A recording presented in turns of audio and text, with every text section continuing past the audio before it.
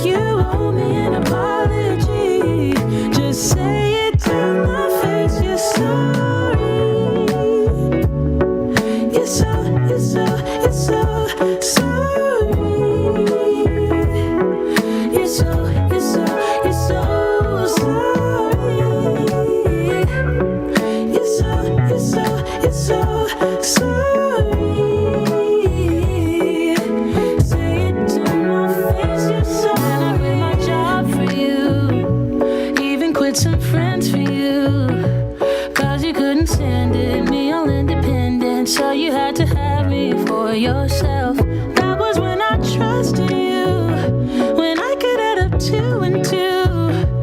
When you promised we'd be together, you, me, forever.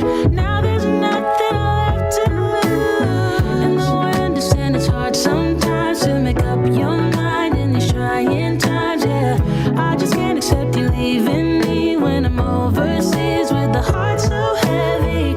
Think that I deserve the truth for once, not a guilty tone, 'cause you're not alone, yeah. You said you wanna come home, but I know you don't. So this time I won't hear it on the phone.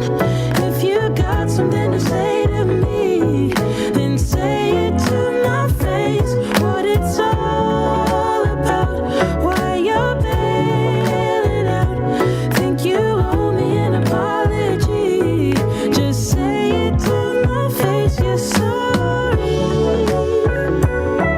You're so sorry. You're so sorry.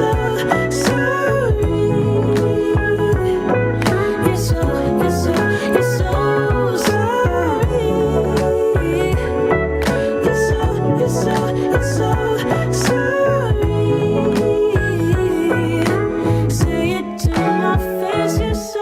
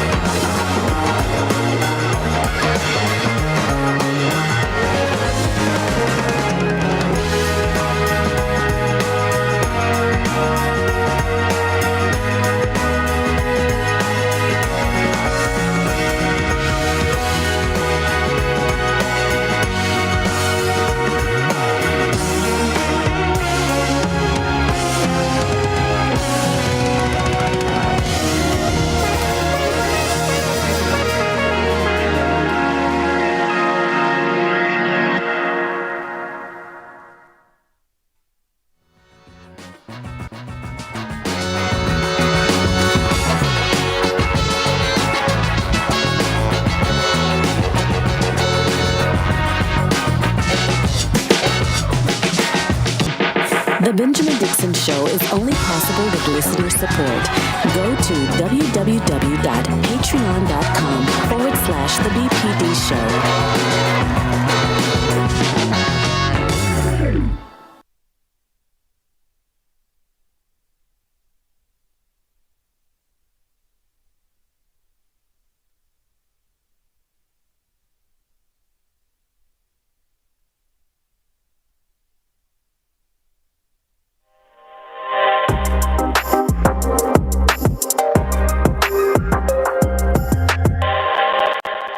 Good morning. I am independent journalist Georgia Fort here, Kadale Smith and Brother Mac.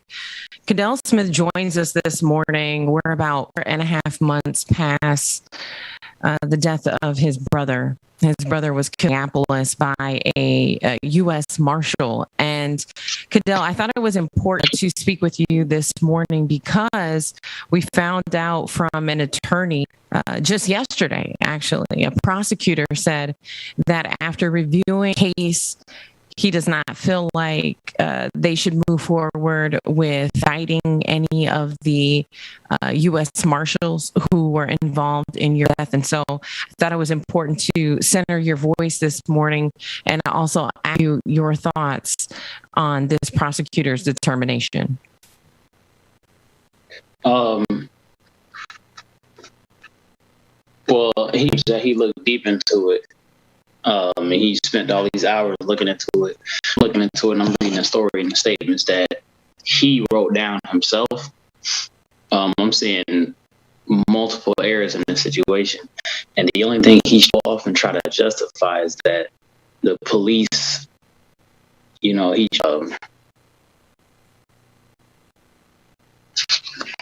what is that he put in here? 1 second. No, it's fine. And I'm glad I have that documentation with you because it's not easily made available to the public. One thing I thought that was interesting was this was actually in the jurisdiction of Mike Freeman, attorney Mike. However, the case was handed off to an attorney outside district because attorney Freeman, frankly, knows a lot of the U.S. Marshals and the Rampin County sheriffs that were on that task force. And Brother Mac, I know we followed this case a bit, so I'd love for you to chime in. But you kind of broke up a little bit. Best forward in pursuing justice for your brother. I'm sorry, I didn't hear the last part. You kind of went in and out. For sure. No, I was just saying, what do you feel like is the next best step in pursuit for your brother? Well, first, we finna keep getting some more evidence. I like the fact that, went fast and it's showing a lot about credibility. I kind of, when I first initially met Don and Ryan, I kind of gave him the benefit of the doubt and given his history. On his website, he claimed he used to be an activist, but he believes in all that other stuff. But after looking at this and actually speaking, it shows that, like, even just some of his statements is tailored towards the narrative. Let me say, I really want to read you some of this, but anyways, your question was, what are we for? We're going to get some more of the information, and we're going to release accurate information because everything that's right now is being bent. You know how, people bend the truth. Let me just give you one thing real quick.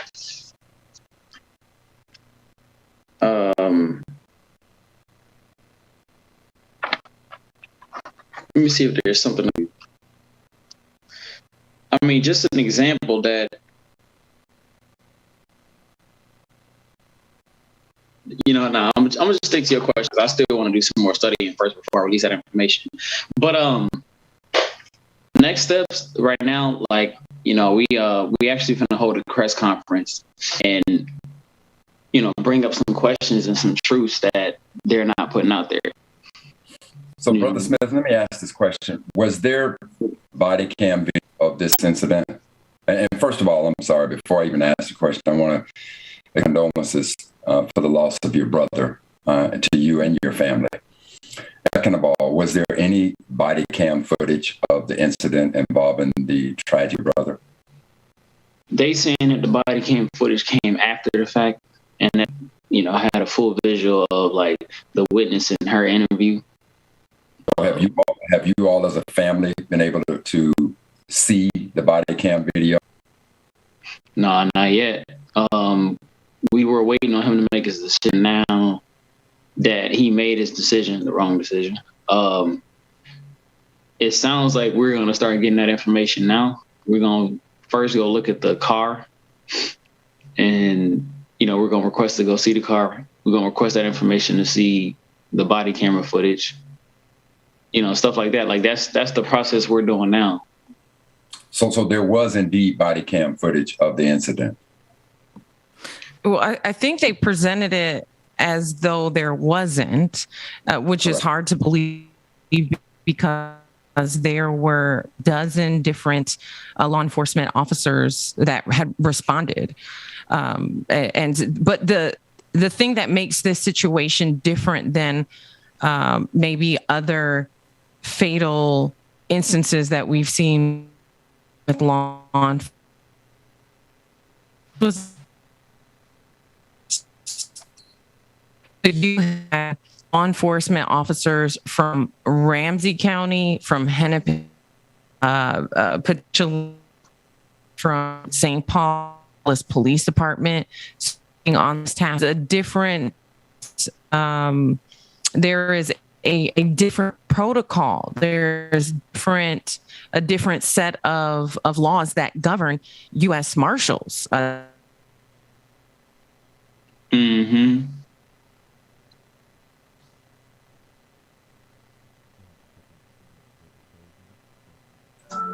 Yeah. So yeah, she got a point with the different laws, and that's what they're trying to use right now, because basically what they're saying is during this. So not being familiar with Minnesota, so we're saying that there are multiple jurisdictions of officers that were at this particular incident, and yet they're reporting that there was no body cam footage that was available from any of these officers, including U.S. Marshals? Yes. So what they're saying is that anyone that's deputized, this is what they're saying. If you're deputized to join the U.S. Marshal Task Force, you're not required to have cameras or even turn them on at that time, because they said none of the dash cams were on. So they say none of the dash cams were on at the time. And what they say is because it's a federal task force, what they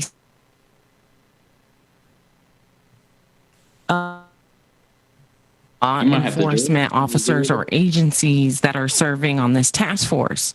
And so it was news to a lot of people, especially here in Minneapolis, because Winston Smith was fatally shot not too far from where George Floyd was killed.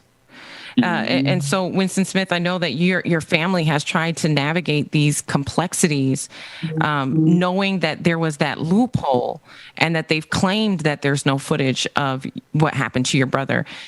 How has that impacted you personally? And do you think that that's impacted your family's ability to seek justice? Nope. We still don't get it. Because with these reports, I really enjoy I can't say yeah or nay, because like I said, I feel like we're getting a lot of evidence just by the statements that we're reading and, stuff like that. And then, once we see the car and stuff like that and can kind of visualize what went on. But I don't know if the way the legal system works, if that'll work, because technically there's no evidence because there was no video recording. And that's what I feel like they were banking on, and that, because they knew he was at Stella's. It's in the report. They knew he was there. They was watching them. And now I don't know if they were actually in Stella's, but they knew his car was parked up there because they seen it. They knew he was in Stella's, and they were reporting where he was going. They would tell him he walking across the streets in the elevator. They had people in the ramp to arrest him at the elevator or on the stairs, but they waited until he got all the way in his car. So I feel like that was a strategy to do exactly this. So, Brother Smith, let me ask the question, because clearly what they're also leaning on is that a police officer doesn't have to be shot at, but just being threatened to be shot at. So the question now becomes, did your brother have a gun? And if he did have a gun, was he licensed to carry that gun? I believe there was a gun in the car. And did he have a license? No. Did he have a chance to shoot at him? I'm highly doubting that even happened. And even so, what were the conditions that led law enforcement officers to be tailing your brother? To be tailing him? Yes.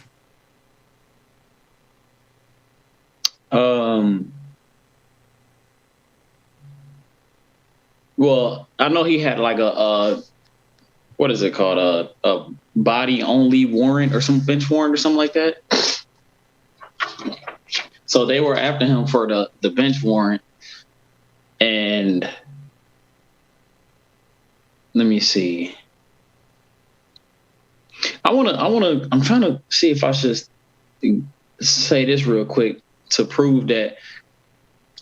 And this statement alone contradicts what Don Ryan is saying in the news, because he's saying by himself, because it's not according to the statement that he wrote down, that my brother may or may not shot first, or he did shoot first, or he doesn't know who shot first. But it tells you right here, it shows you who shot in his statement. I'm going to read it. It's like the third page. It says the lead stack, who's providing cover, is heard yelling, "Don't do it." Then gun, gun, gun.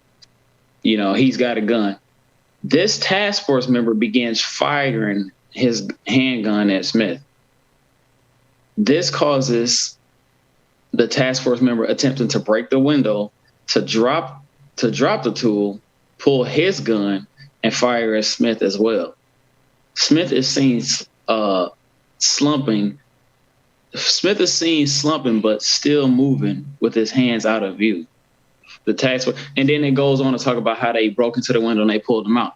Nowhere in there does it say that he even had a chance to fire at the police. So we know who shot first. So I just want to make that statement. So why? One thing I want to put out before you speak is, why would he say this in a statement, making it clear that they shot at him first when they claimed they saw a gun? They shot at him immediately, but then Don Ryan says he shot at them. And so, Georgia, help us to understand again where this incident took place and how many different law enforcement officials were there, up to and including U.S. Marshals.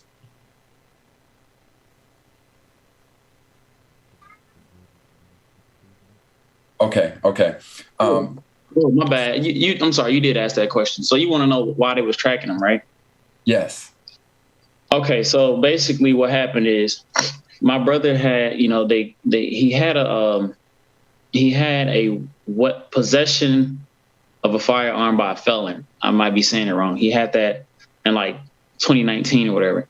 So they gave him a couple court dates. They pushed it back all the way up until they pushed it back to, I think the last one was sometime in May, when he missed it on May 20th. And after that, for whatever reason, they decide to send the U.S. task force out to get him. And I don't know if you know much about the, U.S. task force and what they claim to do, but they're supposed to go after the most vicious criminals. People that's murdering people, child molesters, rapists, just sadistic people. And for whatever reason,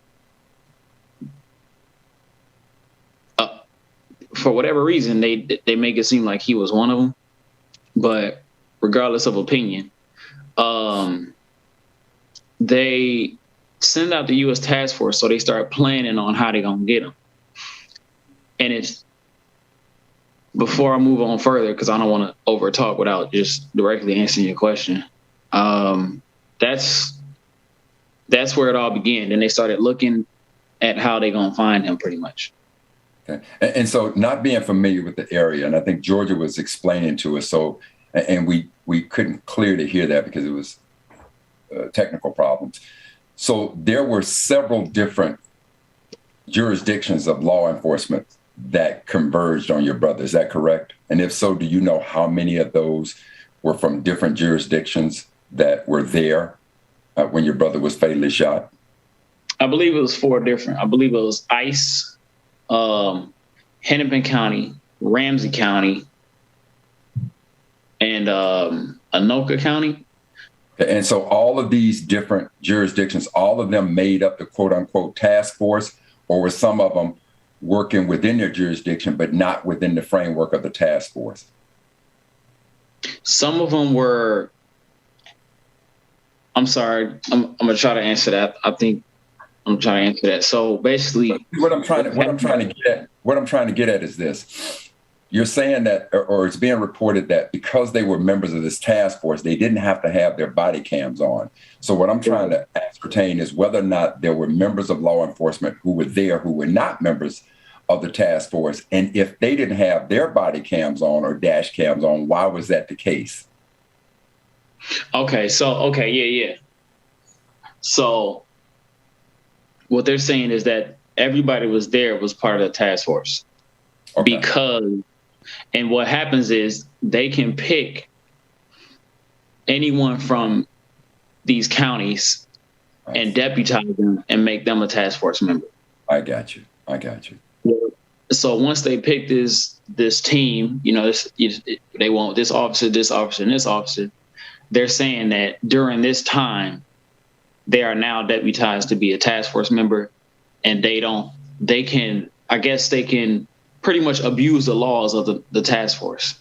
Well, one of the things that's disturbing to me is that given the distorted history of law enforcement within the Black community specifically, and the fact that this happened so close to where arguably one of the most high-profile killings of a Black man by law enforcement, that being George Floyd, had happened, I find it very troubling that members of this task force would not use body cams, dash cams at all, given the climate in this country. That is what is most disturbing to me. And so what we found historically, time and time again, without without clear and convincing evidence, which is what we had in the George Floyd case, without that type of evidence, it is clear that law enforcement is going to get the benefit of the doubt, and it's going to be an incredibly uphill battle for you, your family, and our community to seek justice in this tragic situation with your brother. So again, my heart goes out to both you. If I can, I have a better signal now. But when you look at, even there was a witness in the car who said that she never saw a gun. And so there is conflicting reports between law enforcement and that only witness. And then when you add to that no, there wasn't any body camera footage. This is part of the reason why I have continued to follow the story. The last thing I'll say that has perplexed me is that for this to happen so close to where George Floyd was killed, and have you heard?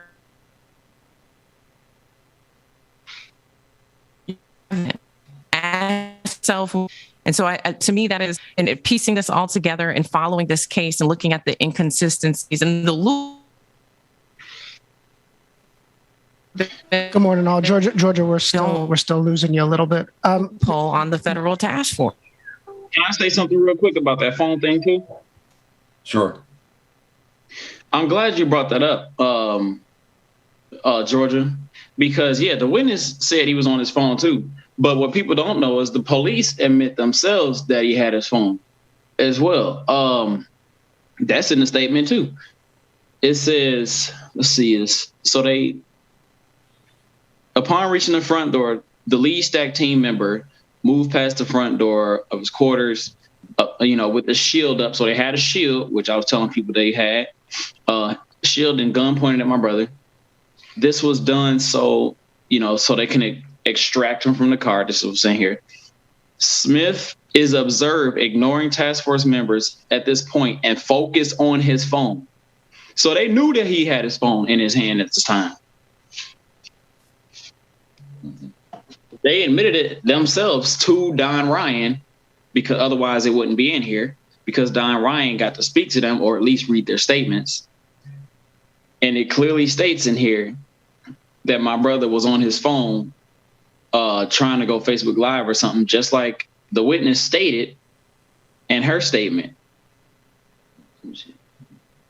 And so, Brother Smith, my question to you: the witness that was in the car with your brother, did she take out her cell phone? Was there any recording from her cell phone of this incident? No, her hands was up. Okay, and so she was, Brother Mac, if give me one moment, I just wanted to jump in because George's internet's in and out, and I just want to make sure that we're getting everything in we can before we're out of time. Kadale, if you can just give us information on the press conference coming up, so that everyone knows like what the timeline is in the immediate future with all of the updates now. Oh, I don't know. I think it's gonna be this week. I was talking to my lawyer about it last night. He wasn't feeling too good, but I can't give you accurate time. I think it's sometime today or sometime this week. Got it. Do you know where everyone can find that? Would it be on Facebook or streaming or? If y'all want to follow my, I'll post it. It's gonna be. You can follow my Instagram. It's the only Kadale Smith. And how you spell Kadale is Kidale. Got it. Brother Mike, I know I cut you off. If you want to get one more question in there, go for it. We do have a couple more minutes. No, that's quite all right. So Brother Smith, again, we're very sorry for this tragic loss. And but it is your understanding that right now there was no video footage from the witness who was in the car. And of all of the officers that were there representing these multiple jurisdictions, no one had a body cam on, nobody had a dash cam on. Is that your understanding as of today? Yeah, they didn't have the dash. Yep. They're saying that there was no dash cam.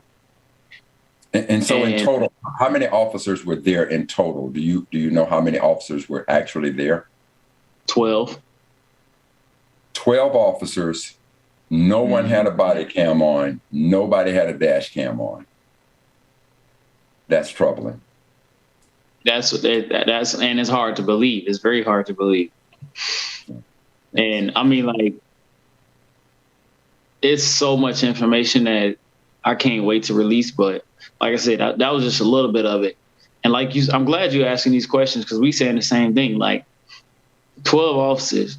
And not only that, I mean, let's not forget the fact that they had every chance to arrest him before he got into his car, if they actually wanted to arrest him. Right. You know. Good. Well, my brother will certainly keep in touch, and we'll follow up with this. Welcome back. Joining me now is Robert McGuire. He's a research director for Citizens.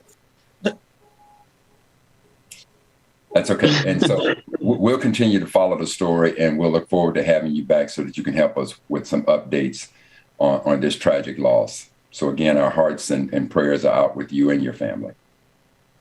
All right. Yeah. Thank you, man. I appreciate your time. No doubt, my brother. Thank you so much. All right. Dwayne, we don't have time for the last minute interview. So if we want, let's go to a quick break because I know that James should be popping in soon. And Anoa is going to be joining us for the middle segment coming up soon as well.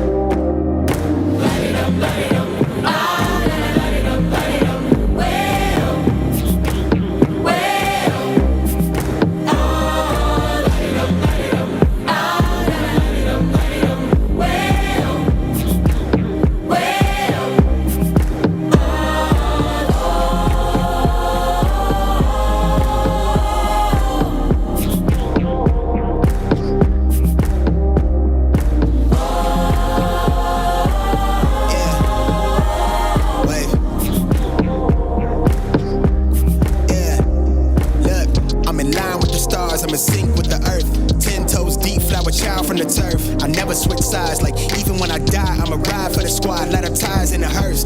I've been on a vibe, kinda hard to describe. I'm in between, I'm good and it's fine, but I'm tired of the grind. Then I come alive in the night to realize I'm in the middle of the time of my life. I'm never so packed for the stack, never lied on the rap. Got a bag from the way that I write it. Queen looking Tyson, through that I survived, doing 80 to the house. Then I hit her to the sky, changed haters on a tirade. Talking to their crib in the face, be still, let that hate stuff fade. We all want the same, we all want a meal in the safe. I wanna live like I'm trying to reach enlightenment. Trail spill from my lips, feel bent from the bib. Take a sip till I pass out. Try and get grit, but it don't make sense. Cause you can lose life on this fast route. Yeah, turn thoughts to a cash cow. I might flip that to the glass house. I don't need the accolades, I'm in love with the chase. I just wanna eat, save a spot at the table. Beats with the slap, pin myself on the map. You long with the wind, but we knowing that it's cap. 5-hour flights, couple nights at the flat. To be real, couldn't see me making moves while I'm at. I'm still on the grind, limit time when I chat. I'm burning down sage, keep the demons away. When I write it, give a piece of myself to the page. I don't do it for the praise, love, that's just how I'm made. Truth in the glass in the mirror. Yeah. Do it at me, old man, tryna pass in the fear. You're the first one to talk, but the last one to hear. Eyes blurry, but I couldn't see that, and he cleared down. Start to feel like I'm on one. Settle in, I'll be here for the long run. I'm a slave for the cash, got snakes in the grass, no brakes on the ad, but it's all fun. We done seen it all, heard it all. Heard enough, give me space before I murder y'all. 10 bad here, I'ma curve them all. 12 missed calls, and I still made a curtain call. Here to light it up, lighten up. Hear him talking, they ain't right enough, tighten up. Everything that I came for, I left with. I don't bang sets, I just bang on the set list. Going past supper when I came for the breakfast. Put me in your prayers, I might put you on the guest list. Young to me reckless, gold in my soul, got the same on my necklace. Light it up, light it up.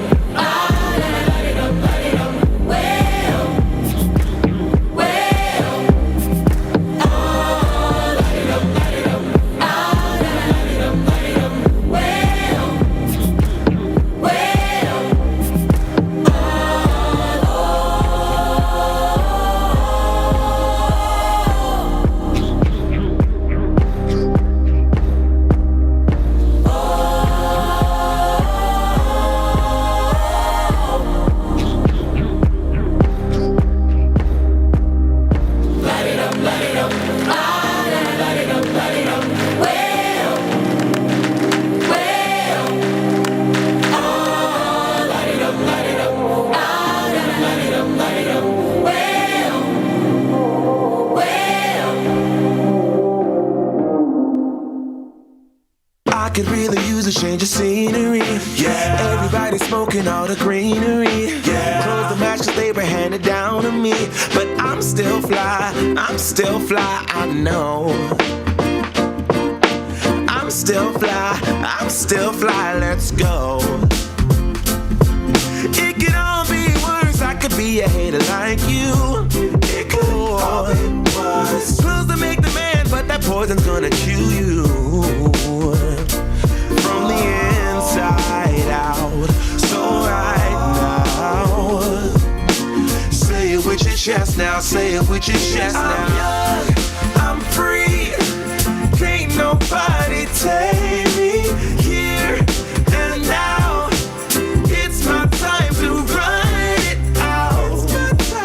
It's my time to ride it. I'm young, I'm free. Can't nobody take me here and now. It's my time to run it out. It's my time to ride it out. It's your time. Oh, cheers to all the haters, cause you proved to me that rising to the top was my destiny. And you can see whatever from behind me, but I'm still fly, I know. I'm still fly, let's go.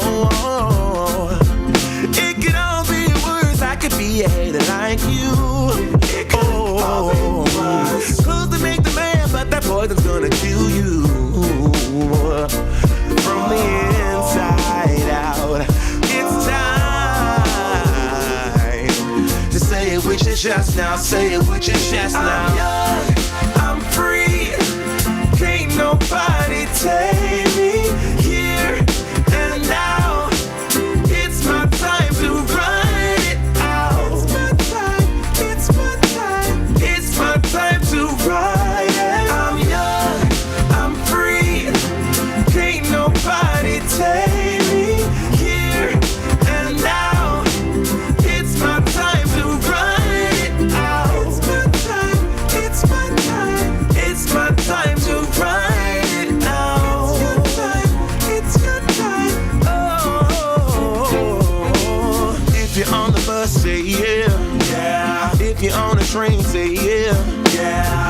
gotta walk, say yeah.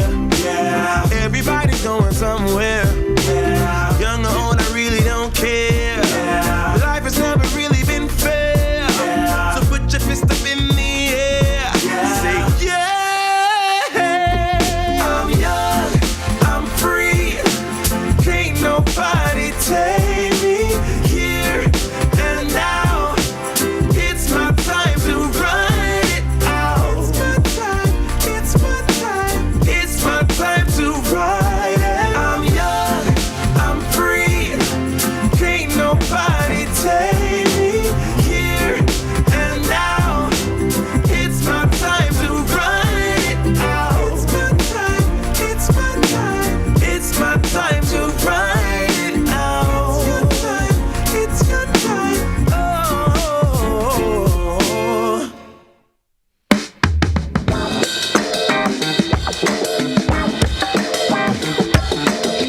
Good morning, everybody. Y'all know who it is. You know the voice. You know the sound. Good morning, y'all. DJ Exclusive is in the building. James Bubba Williams, y'all. Hope y'all are having an awesome morning. Good morning, everybody. Welcome. It's Coffee Tea Juice, whatever it is you need, y'all. Good morning. Hood baby with no soldiers. Bad past never left my mind. It's taking over. No, I should have died. Good morning, all. Good morning. Good morning. But my heart getting colder. It's all crazy what we've been through. Forgive me, y'all. When you die, the only Had to time get they my gon' morning miss you. started right. Good morning, everybody. Ooh, just some hood baby with some issues. Hood baby from the struggle. Long time had a hustle. Glad we made it though. I'm just glad we made it. Good morning, shout out to everybody in the chat room. Streaming from Twitter, Twitch, YouTube, Facebook, TV, wherever you're streaming from this morning. Good morning to you all. Pull up in that rain, see me ballin', yeah. 30 piece on my wrist like a Anna Hart, good morning. Shout out to Brother Chuck. These are the church lady. Church lady, I did get your email as well, too. Thank you for the tracks. I did not get a chance to listen last night because I was still working until midnight. That sucked. But I got you, okay? Patricia, good morning. Dragon Ball Super Dope, good morning. Lily, good morning. Brother Lateef, Laura Estrada, Rosie Bean, Tiger, what's going on? Tyler Hackner, what's going on, Brother Tyler? Alicia, good morning. The Pioneer, Deb Pedal Benson, good morning. On and on it goes. Good morning. Human love, solidarity, black magic. All my folks in the building. Nicki Minaj's Olin Dragon Squad. Good morning, y'all. Benjamin Dixon, I see, is in the chat room. He getting slack too. Like, man, you off today. Okay. Kareem, good morning. Hollywood 2000, Mark from Australia. Rachel, Shoot the Dragon, good morning, love. Thank you so much, too. Love you, mean it. Rachel Bannon, Brenda Johnson, the Progressive Linguist. Good morning, Courtney, the SLP. Good morning, everybody. Y'all make sure y'all stay tuned. We got more coming in next, y'all. Esther Roach, good morning. Ear Hustler, Rosie Bean, good morning. Roller Dragon, what's going on?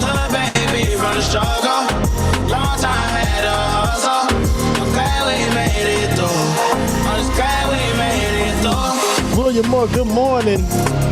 All right, y'all, it's time to start the Benjamin Dixon Show, so y'all stay tuned. Let's get it going. Good morning, everybody.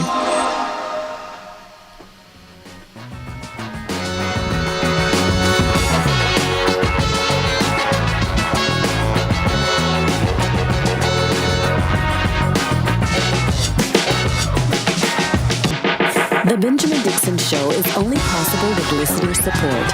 Go to www.patreon.com/The BPD Show.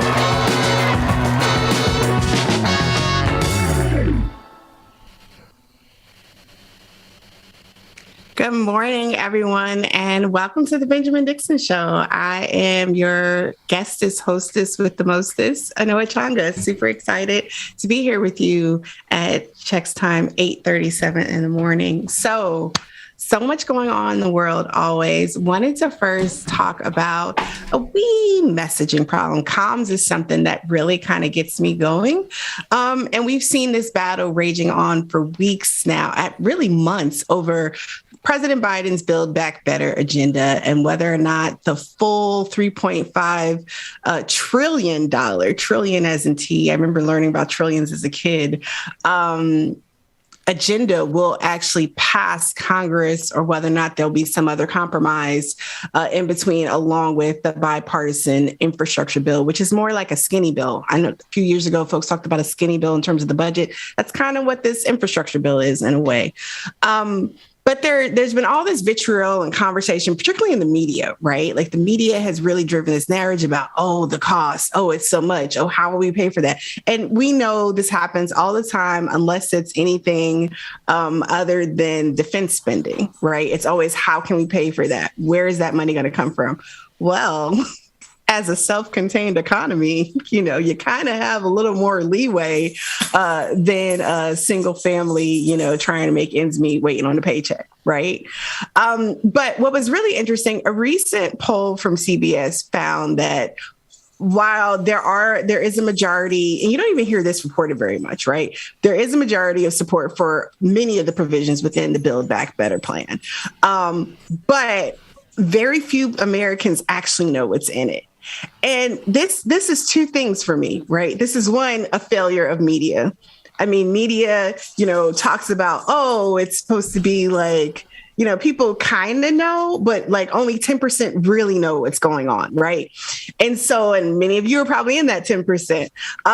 But, media is supposed to be the fourth estate. It's supposed to be like this pillar of democracy. It's supposed to be like this information tool, right? And often it feeds us this false sense of balance that actually causes more harm than good. And there is a real tension right now, in particular at the current state of affairs where we're in, with this need to provide balanced coverage. What does that even mean anymore when there's literally information and lives at stake? And arguably that's always been the case, but it feels like that we're really in this particular moment because media is so much more driven by ratings and clicks and these other measures that are not actually tied to like the health, insanity, and safety of, the world around us, right? So this poll was just really interesting. I think the second thing that this poll tells us, like the fact that Americans know so little about what's in it, is that Democrats have done a bad job overall of actually drilling home, not just that President Biden's doing good and this is a great plan. Cool. It's all right. It's pretty good. You know what I'm saying? It's better than what some other stuff has been.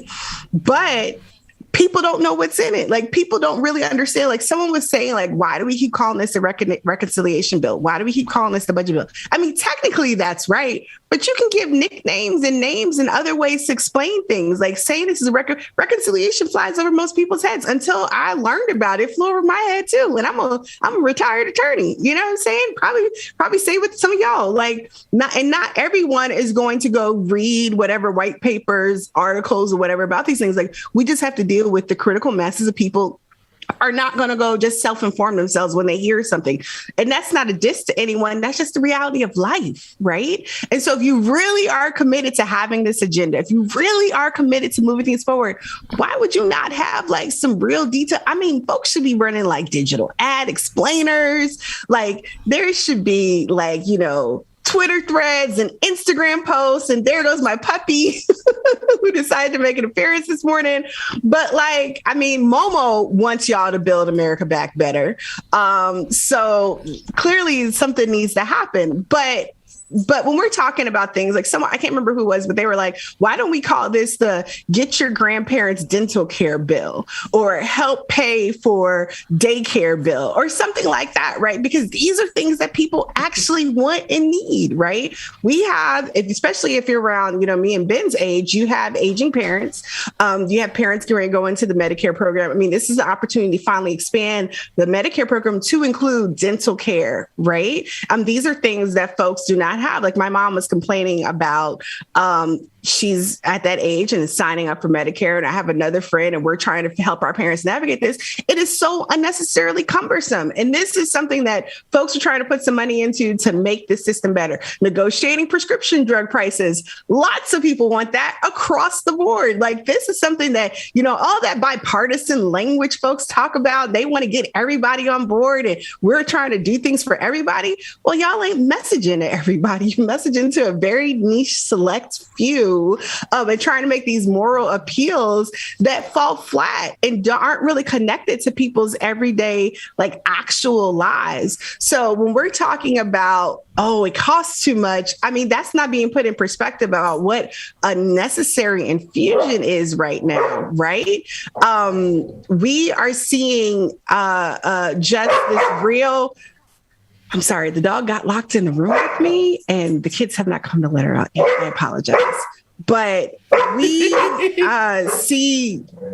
we see this real moment right now where, especially when we're talking about states that have not expanded Medicaid, we're talking about states that are still struggling, which is many states are still struggling with joblessness. And not just because employers have not raised the wage or certain types of jobs or things of that nature, but because childcare is still, kind of a precarious situation right now because people are burnt out and tired. And we're still in the middle of a pandemic. I mean, numbers are kind of going down a little bit, but we're still very much in the middle of a pandemic. We still have a good portion of the country that refuses to get vaccinated, and your choice, your body, or whatever.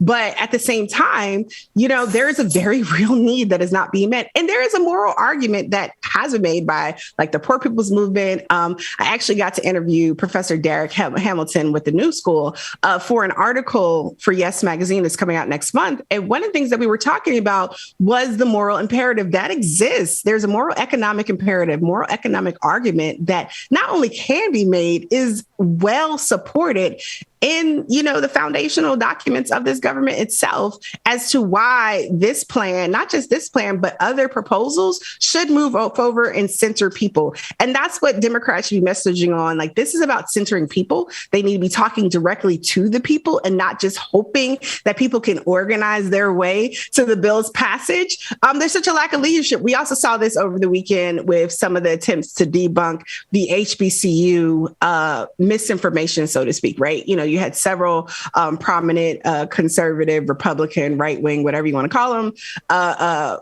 social media accounts spreading this information that Joe Biden was defunding HBCUs. Now, this is all connected to the Build Back Better agenda. There was a proposal in the president's agenda for tens of billions of dollars to go to HBCUs, like more money than has ever been earmarked for HBCUs. It is pretty amazing. It's not everything that Black communities, Black students need, because what about students who don't go to HBCUs? Sure, the ones going into college may benefit from the community college proposal if it gets funded, right? Like, that's the thing. There are these really good things that are being proposed.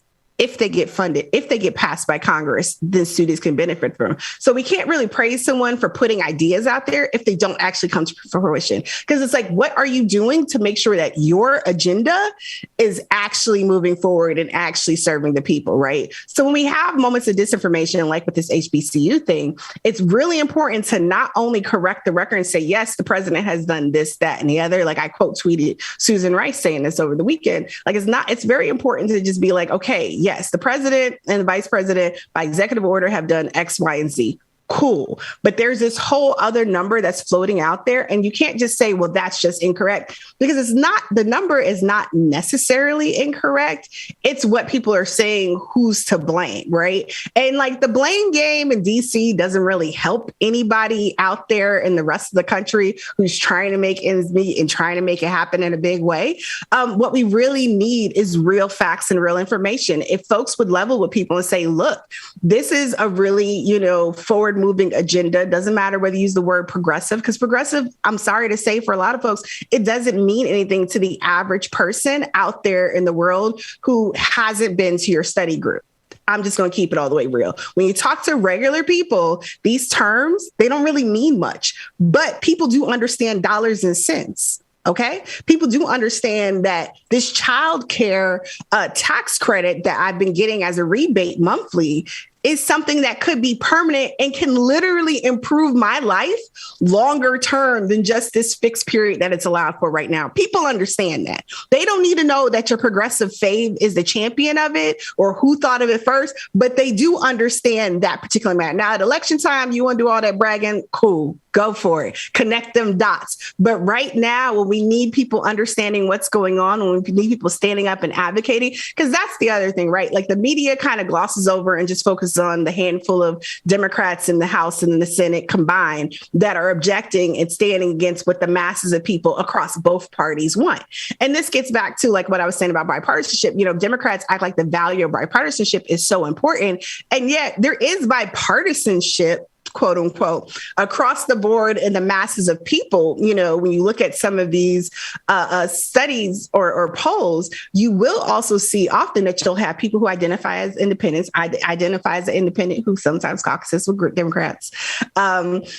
But you also have Democrats and independents, you know, a lot of times lockstep on these things. Democrats may be more in favor, but still you have a good portion of people who identify as independents, and that's a good chunk of the country. And then you'll still have a decent amount of Republicans who are coming along too. That's a pretty good mix and spread. Why aren't we trying to legislate? And that is in some ways a mandate for that type of, you know, vision and governance, that type of unity, so to speak. But they're more focused on trying to unite with people who are working against our collective interests in the halls of Congress, who are not representing even their own constituencies. Right. And so, you know, I was just thinking about that Build Back Better agenda, the HBCU thing. The HBCU thing is something that is tied up to decisions that are happening in committees in Congress. This is real wonky civic engagement or civic 101, really civic 201, maybe 301 stuff that people aren't necessarily getting. And so you get these bite-sized comments online that Biden is defunding HBCUs by $30 billion or $40 billion or whatever, when in fact it's a cut that was made in a committee in terms of trying to build together the reconciliation budget to move things forward. Or in the skinny bill, I can't remember which bill the cuts are affecting, because at this point we have 2, 3, we have however many different bills, we have so many different decisions and plans floating around and renegotiations, and something is going to go. I mean, we have immigration advocates who are also really pushing for, you know, the Biden administration, whether it's in the Build Back Better agenda or in other, you know, proposals and promises, do not slide back on immigration. So we need people need better information, but we need better communication. People need better messaging and conversations. These talking points, these zingers on an MSNBC show are cute, but the masses of people are not watching MSNBC. They're not. As much as my daddy loves Mehdi Hassan, it's just not happening.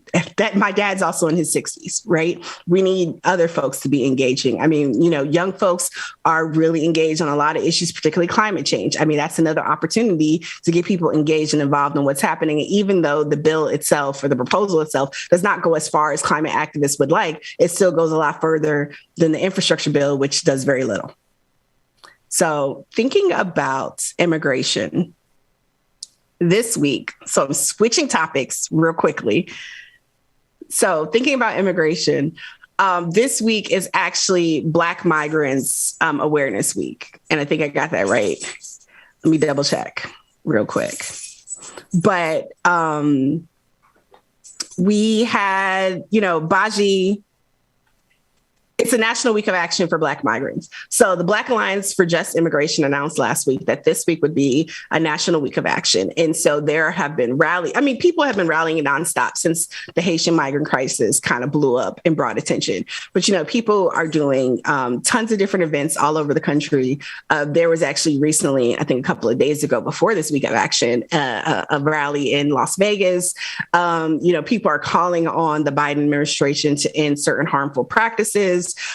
Folks are calling for, I mean, and some of this stuff is things that people have been, you know, already advocating for already, but you can definitely check out I just want to give a quick plug to the Black Alliance Black Alliance for Just Immigration, which is one of the main orgs. You have UndocuBlack as well as another org. You have the Haitian Bridge Alliance, to thinking about Haiti specifically. But really, like, part of what they're trying to do is just raise awareness about the status and experiences of Black migrants. Like Black folks domestically, Black migrants are overwhelmingly, you know, disproportionately oppressed and discriminated against in these processes, right? There have been a couple of different articles that have talked about the increase of, you know, why Black migrants, particularly Haitians, are the least likely to receive asylum among other groups.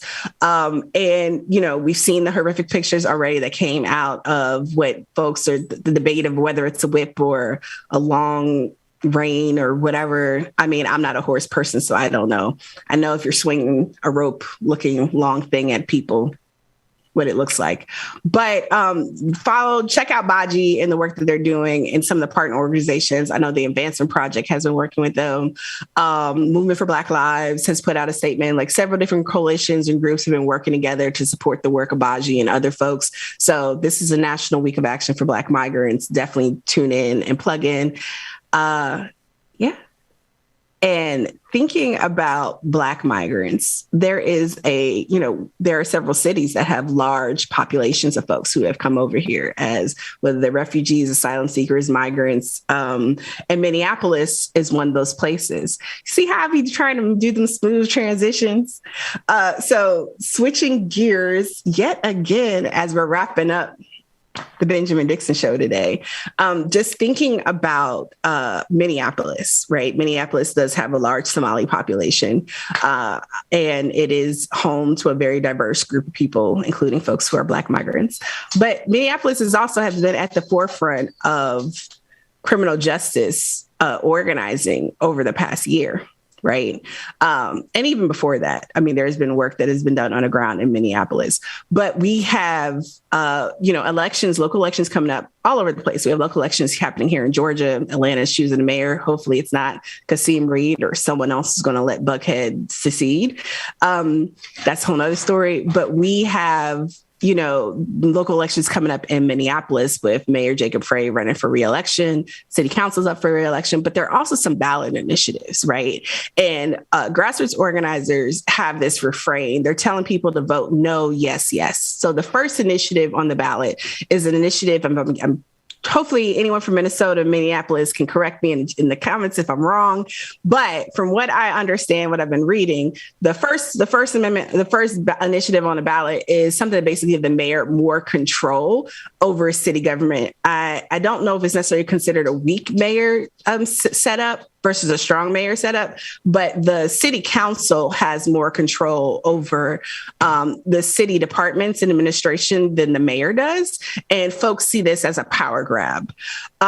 So question one is basically about realigning the government and allowing the mayor to have more power. And folks are like, no, this is a power grab by Jacob Frey and the elites that support him. We're not down for that. Question two is a biggie, because question two is looking at reworking and expanding the way public safety is done in Minneapolis. And part of that would be disbanding the existing police department and replacing it with a Department of Public Safety that would be directed by the city council. So currently the mayor has control over the police department. That's the only department he directly controls, I believe. And this, if number two became law, there would no longer be a police department within a certain number of days after its passage. I believe the handout says within 30 days, there would be a nomination of someone to be the interim commissioner. And then they would engage in a process to create the department. And that includes community engagement and data and things of that nature. But what it is looking at more of expansive. Now, it doesn't mean that police officers would not exist at all. So this is not a complete abolishing of police. This is a dismantling of the existing police department. And I believe it's in part, folks attributed some of the issues with the current police department, over the last 50 years, in part, I think, to it was a charter amendment in 1961, maybe, that really ingrained some of the issues folks are saying that have done this. And there's one of the organizations in Minneapolis has actually done a longitudinal study, even going back, I think, to over 100 years since the creation of the Minneapolis Police Department, and really documenting the systemic abuses and problems. And so, folks, the Yes on 2 coalition, folks have fought very hard to get this initiative on the ballot, this language. It went through the court system because, again, elites in the area, people try to claim that it wasn't clear. The actual text of the language, I was actually surprised at how clear it is. If you've ever had to vote on a ballot initiative, you ever had to sit there and try and figure out, what does this even mean? Or an amendment question? They're very confusing, right? And they're often written intentionally deceptively confusing. So you can't really figure out what side you're supporting when you vote for it. This is actually very clear and straightforward. And it gives a little addendum attachment on it too that kind of explains even further. And so I was actually quite surprised that it was challenged. And the claim was that it was confusing or vague. And it's like, no, it's not. Y'all just don't want this on the ballot, which the mayor's been very clear that he does not like the idea. There was actually something that the city council, folks remember last year, had tried themselves to do, and it did not happen. So there had already been a group of organizers working I think the end of last summer on moving this ballot initiative forward, and they have succeeded with the yes on 2. The third ballot initiative in Minneapolis, I think, has to do with affordable housing. So that would be the other yes. So it's no on the mayoral control, yes on expanding and reworking the way public safety is done in Minneapolis. And this would include creating a Department of Public Safety that would be a more inclusive and holistic model approach. There would be, as needed, inclusion of policing to the extent that it's necessary for the city for safety purposes. But it would also include, as this handout says, other professionals like mental health folks as well. And then the other yes is on affordable housing. So there are municipal elections happening all over this year. In November, Boston has been another major race that folks have followed, and it's a fight to the finish between Michelle Wu, who has been among a progressive favorite, as well as, I keep forgetting the sister's name who's running against her. Well, she's not a sister. She's a woman of color. So sister in the more general sense. But that was a sore contention for some folks that neither one of the 2 Black women who were running made it to the top 2. I think that's some of the challenge of a runoff system. Sometimes people can cancel each other out. But I think we have to get to a point where we realize that we don't need to just all consolidate behind the one Black person, that people need to run their race, that people need to make the best case possible. And sometimes that might not be the person who looks exactly like us. That might be the person who has really good politics. And I think both Kim Janey and Andrea, I'm blanking on her last name, city councilwoman, both on Kim Janey's the acting mayor, Andrea, whose name, I'm forgetting her last name. This is why I should not ad lib sometimes. But she's on the city council and was the first Black woman to be the city council president. Both ran really strong races and just, but there's also someone like Michelle Wu, who, even though she's not Black, has gotten, a little bit of Black support as well in Boston, as well as support from other folks, and seems to be a really solid candidate for the city. One thing is sure, Boston will have its first non-white man as mayor for the first time in the 400 years since it's been created. And I think it's been 200 and some odd years since it was incorporated. So that's pretty wild. That's a pretty wild trend to break. So that is, what I had for y'all today. Hopefully it was informative and engaging. I will be back to fill in tomorrow for Ben as well. And I will see you then. Have a good rest of your morning. And I'm going to let this puppy out. Peace.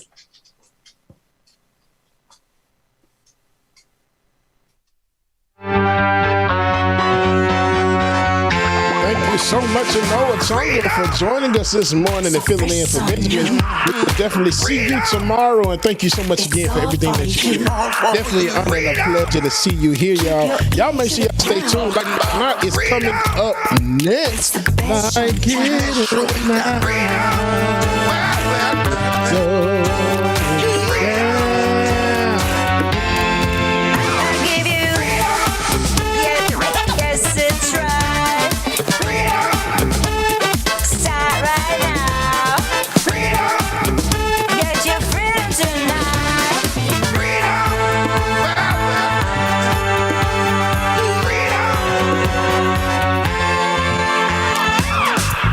Good morning, everybody. Good morning. Make sure that y'all stay tuned, y'all. We got more coming up next. Like it or not, it's starting, y'all. Make sure y'all keep it locked in and stay tuned. And claim of freedom. Talking about the freedom.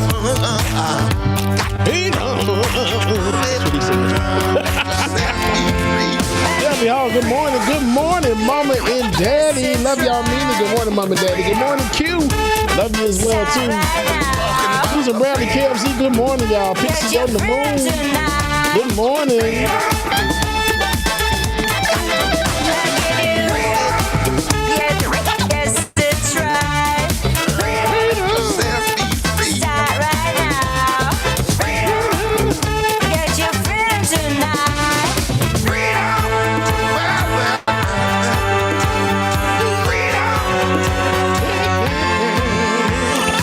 Jones, good morning. Michael Dean, good morning. Shamar, good morning. Nat, hey, what's going on, Sister Nat?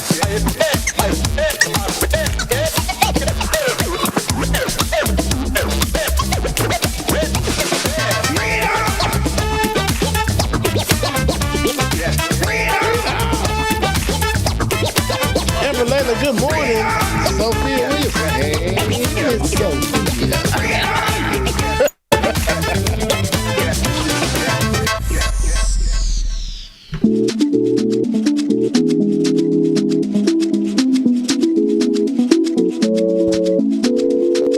First time I saw you, I knew all the time. It was something in the air that night, and in the way you looked at me. I get nervous when you get close and my heart fills up with butterflies, and then you leave me speechless. Nicole Johnson, good morning. My world turned upside down. Good morning. Just say that you won't go and break my heart. Break my heart. Don't break it now. Remember, it's the only one I've got. The one I've got. Don't break my heart. Don't break my heart. Don't break my heart. Don't break my heart. Wanna tell you how I feel instead of keeping it all inside. So hard with you, I don't know why. Believe me, boy, I've tried.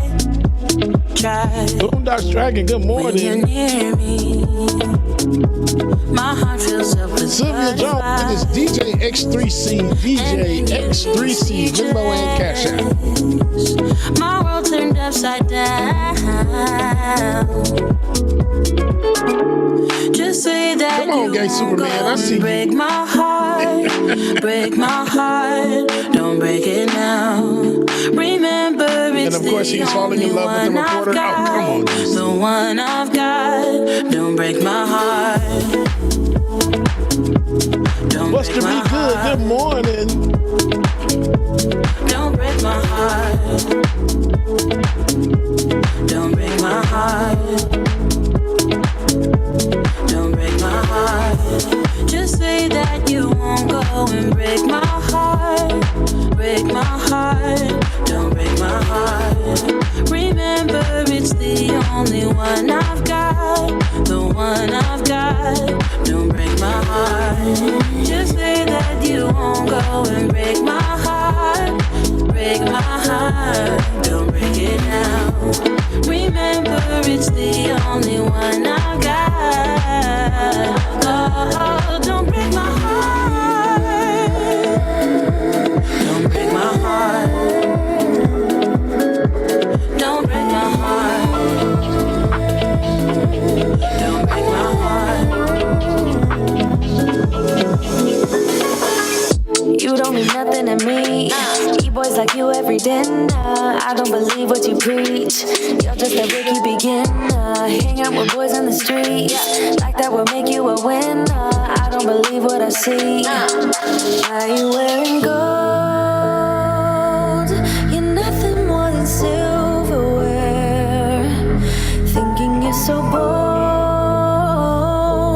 but all you are is unaware.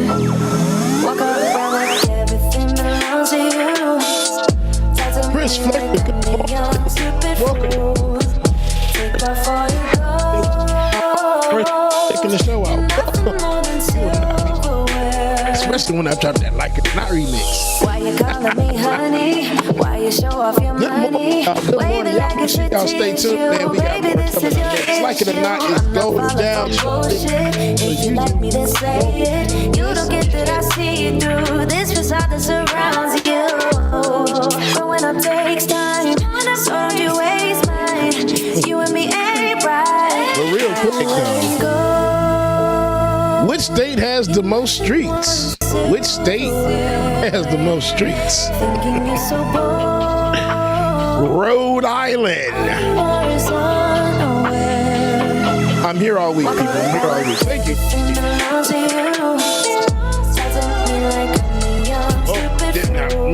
Here's a good one. What do you call a fibbing cat? What do you call a fibbing cat? A lion. Hey, lion. I could not start that man.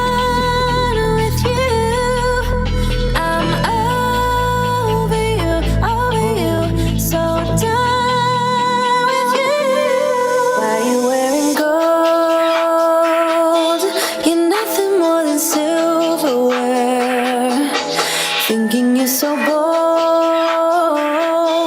but are you always unaware?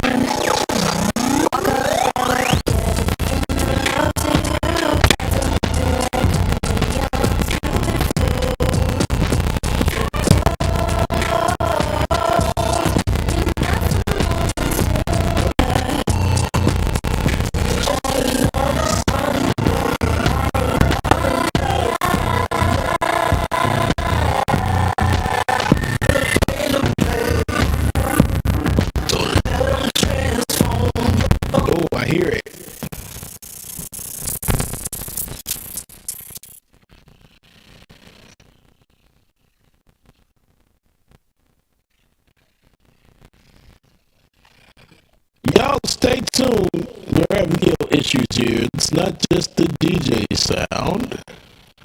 The Matrix is falling in on us. It's crashing in on itself. Oh, yeah.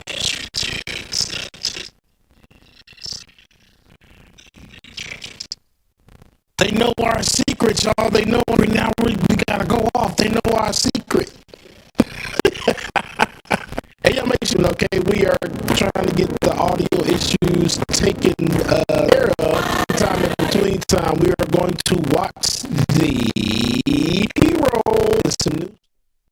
Stay tuned.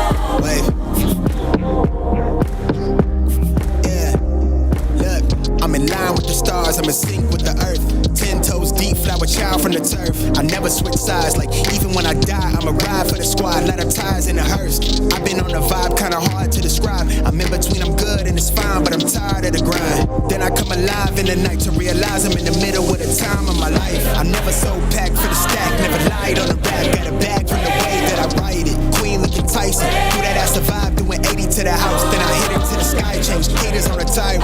Talking to their grip in the face, be still, let that hate stuff fade. We all want the same, we all want a meal in the safe. I wanna live like I'm trying to reach enlightenment. Trail spill from my lips, feel big from the bib. Take a sip till I pass out. Try and get grit, but it don't make sense. Cause you can lose life on this fast route. Yeah, turn thoughts to a cash cow. I might flip that to the glass house. I don't need the accolades, I'm in love with the chase. I just wanna eat, save a spot at the table. Beats with the slap, pin myself on the map. You long with the wind, but we knowing that it's cap. 5-hour flights, couple nights at the flat. To be real, couldn't see me making moves while I'm at. I'm still on the grind, limit time when I chat. I'm burning down sage, keep the demons away. When I write it, give a piece of myself to the page. I don't do it for the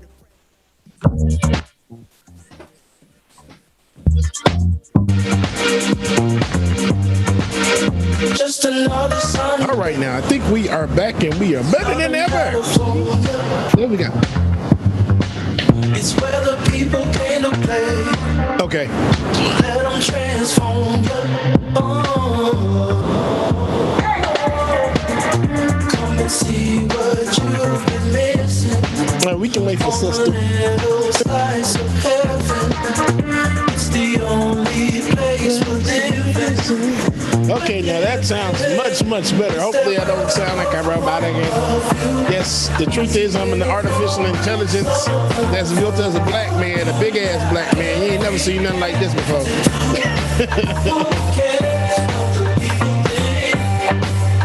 It's been turning in Southern California, but I'm allergic to the rain. I turned on that original sound button and Jesus, the bass kicked in.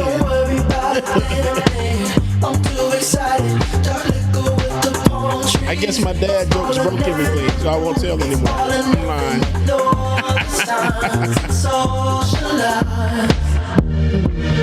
Come and see what you've been missing on a little slice of heaven. It's the only place we're living.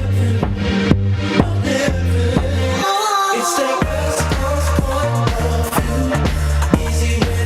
Coast. You know what? Since it's Halloween, why do vampires always seem sick? Why do vampires always seem sick? Because they're coughing.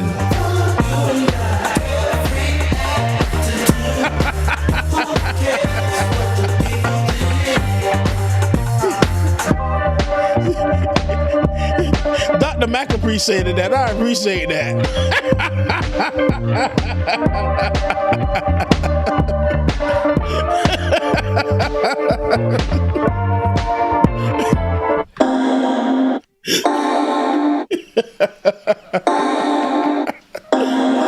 That's funny. Boy, you had me from the start.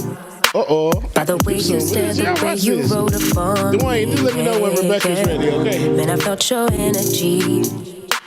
Wasn't used to being loved and treated differently, yeah. But something went wrong. The signals got crossed, and now we're on completely different Shout out, brother KFC. Let's go where we were, where no one gets hurt. Baby, keep it right there. Don't you stress the flow. You're trying to pick the pace up. We should take it slow. Baby, keep your focus. Don't you make me change my mind. If you love me, baby, don't you switch up the vibe. That's right, the church lady. You better tell them. Y'all stop throwing them damn tomatoes at me. Baby, don't you switch up the vibe. Baby, don't you switch up the vibe. Boy, you take me on a trip. Always up and down and back and forth in merry-go-round. I just wanna get it right. But when you go left, I'm stuck here feeling left behind. This was Dr. Mac. Why was the stadium so hot after the game? Why was the stadium so hot after the game? Because all the fans left. Baby, keep it right there. Don't you stress the flow. You're trying to pick the pace up. We should take it slow. Baby, keep your focus. Don't you make me change my mind. If you love me, baby, don't you switch up the vibe. Baby, don't you. Baby, don't you. Baby, don't you switch up the vibe. Baby, don't you. Baby, don't you. Baby, don't you switch up the vibe. 9 a.m. to 10:30, yeah. Like I'm not is on your channel, yeah. Politics and culture is we change scan like we supposed to, yeah. Interviews and all the news, we get to choose what gets the views. Like it or not, with Queen Azula, it's starting now, so stick around. Like it or not, it's going down. Like it or not, y'all stick around. Oh, Rebecca Azor is coming through. You know she got a good story for you. Oh, Benjamin, that's my dog. This is his show. He's a politics bro. I am your DJ. DJ exclusive.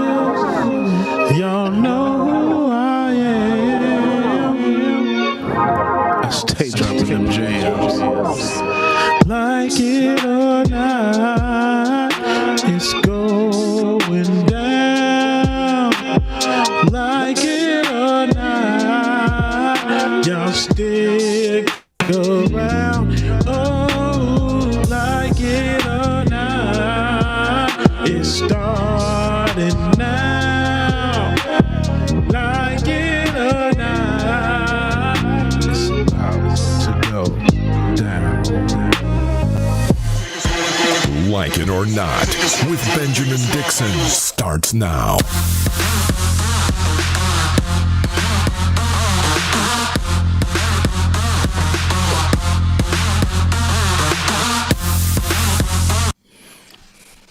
Good morning, good morning, good morning. I was about to take your little spot, Bubba, but I forgot. I know you're you here. was, girl. Good morning and welcome to Like It or Not, where we are free to tell the truth and not care. And not care who doesn't like it. All right, girl. She just want to be in everything. This one, hey, Rebecca. Listen. Good morning. Today is Tuesday. What is it? September? No, it is not. It is October 12th. It is October 12th. And Benjamin, he's not here this morning. He's not here this morning, but that's okay. We have the team here. We have the Power Rangers. Come on, Power Rangers. We have Dr. Carl Mack. Of course, we have me, Rebecca Azor. We have Rebecca Azor, and we have the prestigious DJ Bubba Williams. Look, Bubba Sparks, what's up? I am your DJ.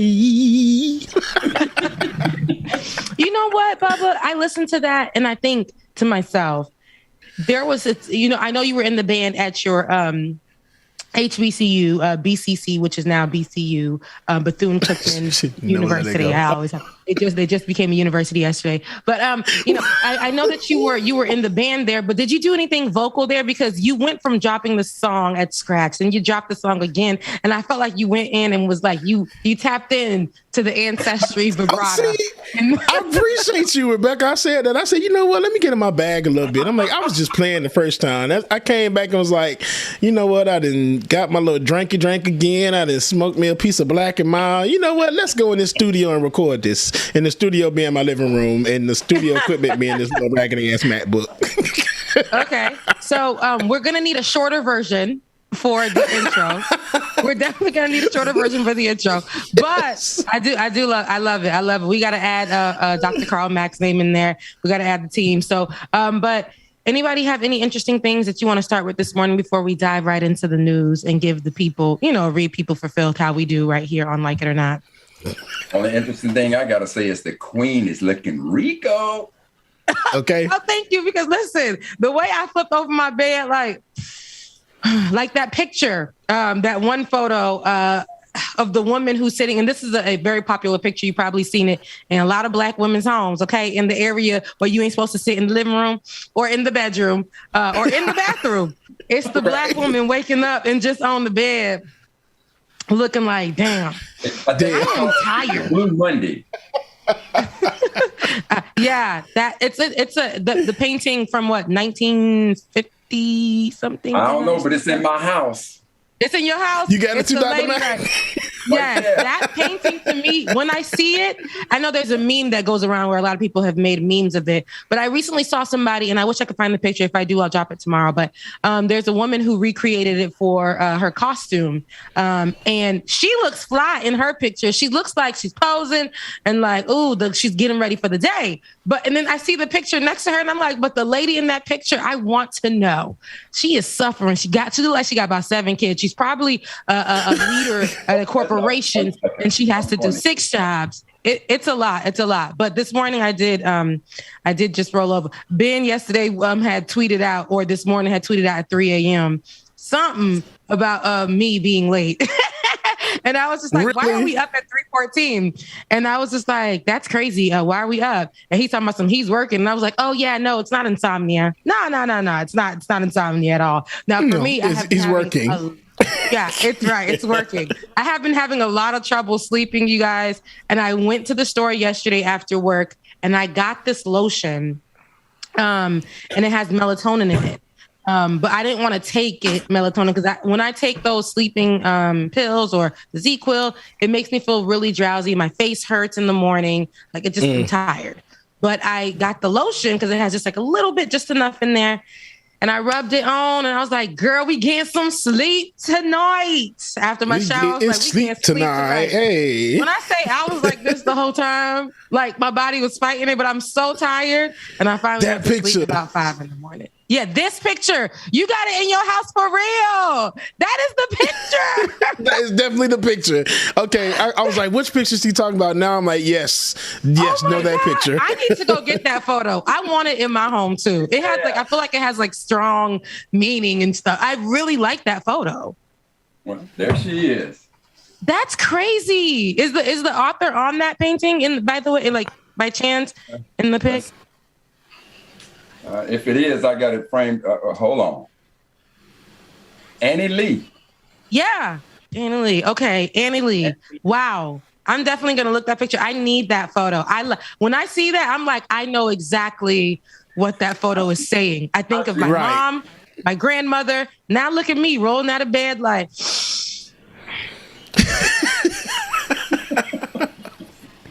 Yeah, it's one of those. It's one of those. I had that moment this morning too, sister, because I was just like, damn, I didn't hit the snooze button about 5 times. So once I looked at it, it was like, that's why I was late, child. I ain't gonna lie to y'all. That's why I was late. I hit that snooze button about 5 times. And when I finally did get up, it's 7:45 going into 8 o'clock. I'm like, gosh, shoot.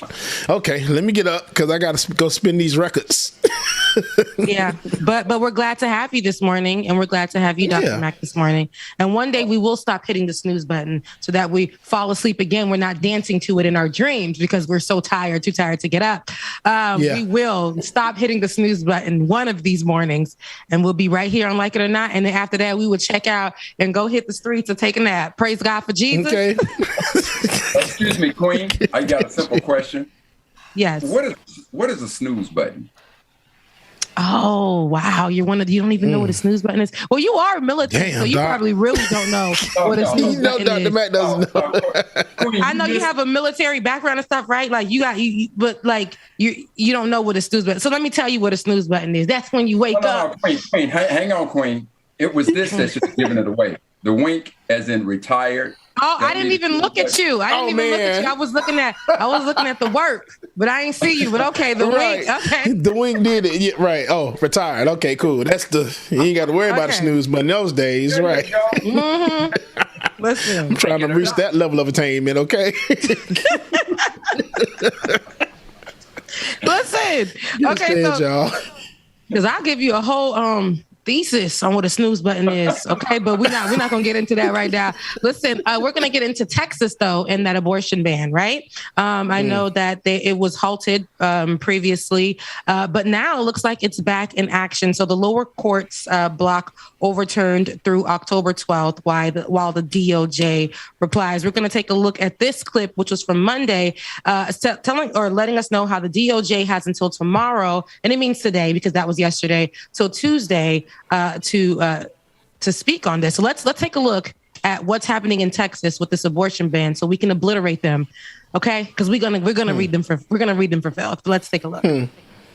After a brief pause, this morning a highly restrictive abortion measure is once again the law of the land in Texas. A federal appeals court reinstating that measure late Friday, temporarily halted just 2 days prior after the Justice Department sued Texas, arguing the state's law violates the Constitution. The DOJ now has until tomorrow to respond. SB 8 bans most abortions as early as 6 weeks before many women know they're pregnant. It provides no exceptions for rape or incest and allows citizens to sue anyone involved with providing abortion services after 6 weeks. Since taking effect last month, clinics in neighboring states have seen an uptick in women traveling from Texas for abortion services. The law also prompting nationwide protests, with marches from Austin to Washington. A bill that mirrors the Texas law has been introduced, with GOP lawmakers in other states considering similar measures. The ultimate fate of the Texas law likely lies with the nation's highest court, which previously refused to block the law from taking effect without ruling on its constitutionality. But we are suffering in Texas, and the Supreme Court must do its job now. And later this year, the U.S. Supreme Court will take on a case that will be a direct challenge to the landmark decision of Roe v. Wade when it hears arguments in December over a Mississippi law banning most abortions at 15 weeks. See, here's my problem, because a lot of people did a lot of work and it was halted, right, for a few days. But for Texas to do 6 more jobs on top of that, and this is from the original ban, right? Because we knew. Oh, don't tell me we lost Rebecca. I think we just, she just. Technology is not it today. See, this is what infrastructure looks like in Atlanta, y'all. Okay. Tuesday's just Dr. Mack, what's your thoughts on this bill? Because when I tell you that bill is so stupid to me. When I saw that citizens can sue people, what gives you the right to sue me because something I'm doing with my body? Well, not only that, Bubba, but you got to remember, we're talking January 22nd, 1973. This is by the Supreme Court. This is the law of the land. So here it is that all Americans want to say we respect the law. And here's the highest court in the land on January 22nd, 1973, ruled that abortions were legal. And now in the state of Texas, you're saying that a citizen can violate the Constitution, can violate our constitutional rights? Absolutely insane. That is an example. That is an example, Bubba, of the hypocrisy of democracy. Yes, absolutely, Dr. Mack.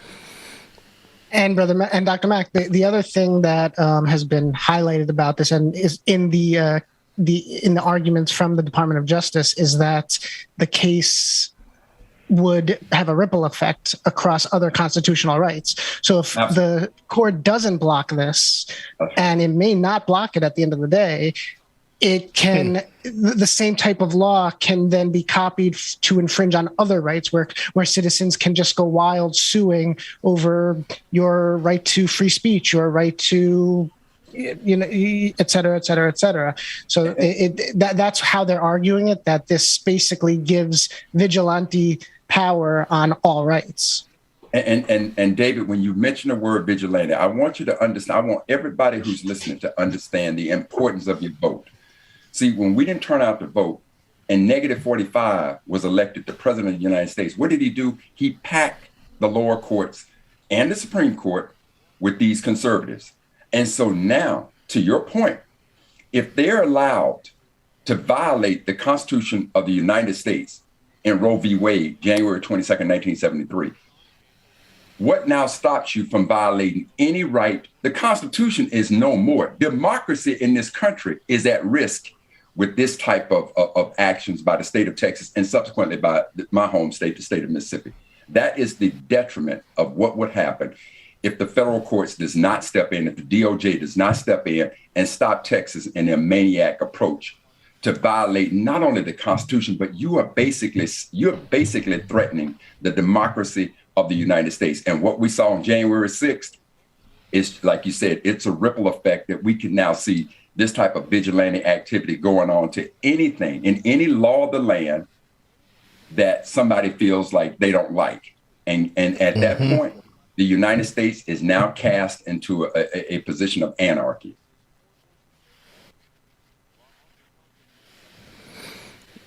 I think we have Rebecca about to join us again. But the one thing that I will add is that I just saw a piece yesterday about who actually is controlling the court. And while the Chief Justice is John Roberts, a lot behind the scenes, there's speculation that more power is swaying towards Clarence Thomas because of decades of activism on the conservative side of the spectrum in the legal area. So it should be really interesting to see what happens. It's scary, if nothing else. Rebecca, are you back with us? Yes. I love how you guys are having the conversation. And, first and foremost, let me apologize for my system issues, not charging the computer at night. But here I am, I'm back. And just to, when I look at this law and I see how, like I said before, I was shut down, child. The 6 jobs that our own officials, and I know a lot of times people say, it starts with the head. It starts with the head. Once we get ourselves in those rooms and in those places, we can start protecting ourselves and protecting our bodies. But we always have these voices that are bigger than ours or that are connected with the bigger folks, right? So that when the ban was halted, I thought, okay, there are people in these higher places that that see us and that matter and that see us, women's bodies as something that is theirs, and understand that abortions aren't just done first, aren't always just done because somebody just doesn't want the baby. There's so many other issues with that. I mean, there's so many other things that are behind that. Somebody may have been raped. Somebody may have not be able to financially support this child. It may be health issues that are attached to it. I thought that maybe that was something that, oh gosh, they halted the ban and now we're somewhere. But y'all, when I take a look at this, when I see this in the bounty hunting in the first rollout of the abortion ban, the bounty hunting that people were trying to set out and do for if they knew of somebody who did have an abortion in that time frame, then they would literally rat them out. And that person who had the abortion may have to deal with jail time, or you know what I'm saying? So I just really look at Texas and their failure of a system. Their failure of a system. They're constantly failing their people. And I don't understand why they're targeting women's bodies. Listen, there's so much more when it comes to abortions. And then, the women have to go out, you guys. And I know some women have to go out and try to take matters into their own hands, and that causing some women to possibly have longer effects, issues with their bodies, or causing women to go out and have these black markets do it. Black markets are doing abortions, I hope y'all know. And when you're not offering them the healthy way, because this is a health thing. And when we're saying that abortions are just about, women who don't want the babies or some, Christian and non-Christian and all that stuff, there's so much more behind it. And you being Texas or any other state should not have ownership over a woman's body. You do not own a woman's body. And their choice. We can't walk around and say your choice. It's not our choice. The thing that you take a look, when I say the hypocrisy of democracy, think about these 3 things. Think about the Second Amendment. Think about Roe v. Wade. And then think about COVID. See, on 2 of these issues that are more germane to the conservative party, it is individual rights that matter. It is my individual right per the Second Amendment to own a gun. It is my individual right. Damn the pandemic, damn the 700,000, damn the worldwide deaths that have occurred because of COVID. You cannot mandate me to take a vaccine. But now when it comes to individual rights of a woman and what she wants to do with her body, and her partner deciding what they want to do with this pregnancy, now all of a sudden those individual rights mean nothing, even if it means going against the law of the land. That is what I mean by the hypocrisy of democracy. And if this should take place, anything that the Conservative Party decides they don't like, be it constitutional, be it the law of the land or not, let's go back and overthrow Brown versus Board of Education and move us back from desegregation to segregation. Anything that they so desire that they want to do, this now becomes the precedent if it is allowed to take place. And again, if something like this were to happen, from the day that we signed the Treaty of Paris in 1783, thereby ending the American Revolution, now adopting the Constitution of the United States in 1788, every one of those 25 amendments now mean nothing to anybody who chooses to want to challenge any and all of them, not just from a court system. But in this case of what Texas is doing, we're talking about citizens, as Bubba said. Now a citizen can now go out and be Dog the Bounty Hunter and go after you and now wreck the very foundations of democracy of the United States of America. Unbelievable. Unbelievable. Absolutely. It's unbelievable. And I sit in there and I think, I'm like, dang, will we ever be? We will never be free. We will never be free with how this is literally, the laws are made to, and you know, the people who are going to be affected the most, I would say it would be the white folks, because a lot of times, you know, mistresses and things like that, they can afford these things. They can afford these abortions. They can do these things. But I feel like it will be minorities who are affected at a high rate when it comes to this. Yes, because very much you know so. they have the Planned Parenthood on their side when, you know, they're not insured or things like that, to make sure that they get the care that they need properly when they do not have the money or things of that sort. There are clinics locally that can assist them. But in this time when they're saying they're banning abortions, over hundreds of people. Okay, it's reported that over hundreds of people were turned away in this time that the ban has been active. They had to turn away people from getting abortions. And let me tell you something. Like I said before, and I was very candid about it, and that was my first time even saying it ever, talking about it. But I haven't had an abortion, and I had to have that for myself. And if I didn't have that, I don't know what my life would look like today. Now, you know, and even in my life today, now that I'm older, I have a different view on it. I would not. But the girl back then, she had to. She had to, for so many different reasons. And, you know, we need the opportunity to have that choice for ourselves, for whatever reason, whether it's health, whether it's, you know, financial reasons, religious reasons. We need that for ourselves. The one law cannot take it from us. It can't. Queen, the thing that I would say is this. You don't have to explain to anybody why you did that. That was your choice. Absolutely. You don't have to explain to anybody and hope that they understand. That is what free choice is. That is what democracy is about. Now, I would challenge you on this. It's not that we'll never be free. Don't look at it that way. Look at it in a way that the struggle continues. For as long as we're in this country, the struggle will continue, because we are going to be free. Trust and believe.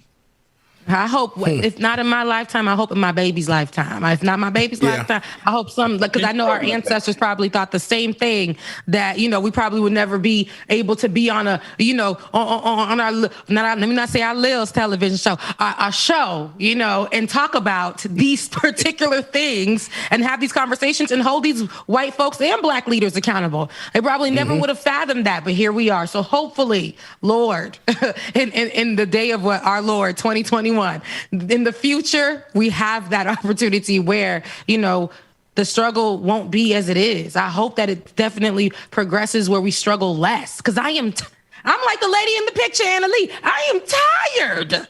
Tired. That's been a new hammer right there, baby. You sick and tired. We sick and tired of being sick and tired. Sick and tired. Sick and tired. Like it or not. Like it or not. There you go. Now, guys, you know, I'm hot about the abortion. I hope that I hope the response today, I hope something, I know people have been outside with their signs. I hope something hope something changes. I hope I just hope. I don't know. We'll see. We'll see what comes of it, because I'm pretty sure something will be after we get off the show. Will be updated, and I hope it's something positive. But go ahead, Queen. I'm gonna say this as a Sunday school dropout, Queen. Don't hope, baby, because as they say in the good book, faith without works is dead. It's dead. We're gonna keep on the struggle. Ain't no hope. We're gonna just keep the struggle going. Okay. That's right. Okay. Look, okay, Dr. Mag, whatever you think, because I don't like the struggle. I don't like slavery. I don't like poverty. I don't like the struggle. I don't like none of it. I don't like the reminders either. I don't like the reminders that this a country that I live in believes that it has agency over my body.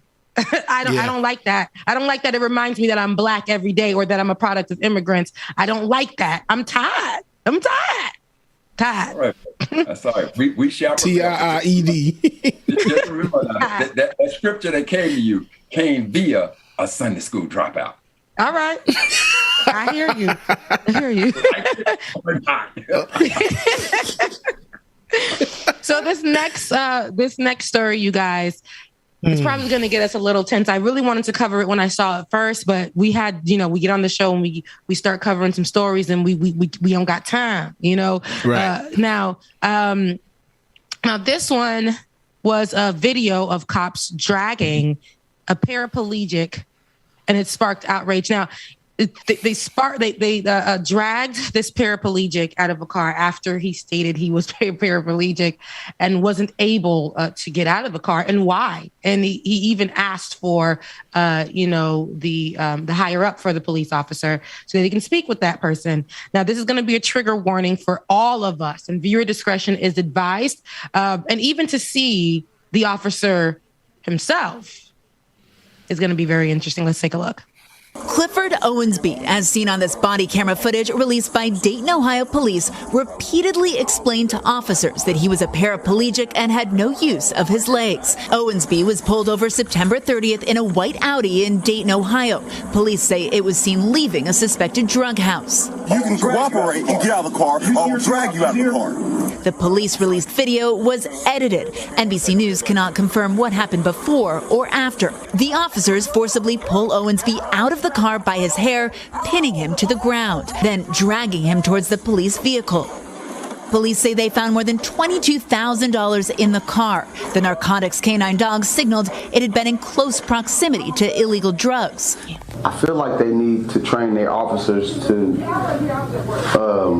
deal with disabled people in a more efficient manner, treat them with respect. I had to stop past one of my properties to get my cable boxes. I was pulled over by Dayton police. The officer continued to yell and ask me to step out of the vehicle. I asked him, can he call his sergeant?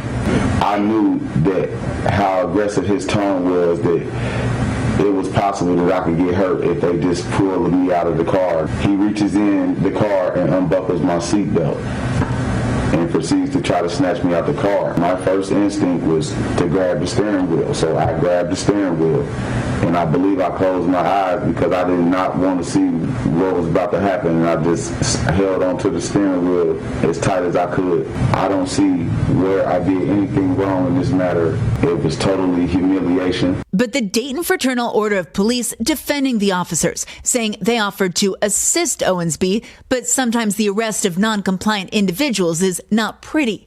The mayor of Dayton calling the video very concerning, adding a full investigation is already underway. So I watched the full video without the edits or whatever, what appeared to be edits, and just really my camera. But just watching everything, he already had said, I'm a paraplegic and I'm not able to walk. I'm not able to do anything. So I'm calling my friend who's going to come help me get out of the car. I don't want y'all touching me. I don't want y'all to help me. The officers did not listen to any of that. He's like, step out of the car. How the hell am I going to step out the car and I can't walk? I don't want you touching me. I don't want you helping me. So I'm going to call my friend to meet me here that will help me get out of the car. Then you can do whatever it is that you need to do. But you putting your hands on me and dragging me out the car as a paraplegic man, and I'm telling you that I'm paraplegic, and you can see the controls on the steering wheel. That makes no sense at all. So Bubba, why is it that they could not listen? Forget hearing. Hearing is the sound. Listening is you understand what is being said to you. So why is it that these cops could not listen when this man told them he was a paraplegic? Why is it that they couldn't listen? Because the only thing they saw was a black man. And now, if you listen to the words, he had $20,000, and it was in the canine dogs determined it was in close proximity of a drug. See, all of those are code words to say we have probable cause to do this. Since when is it illegal for somebody to carry around that kind of cash? I remember when I was in Seattle and I sold the first version of my Black History calendar. I drove a 1993 Mercury Tracer.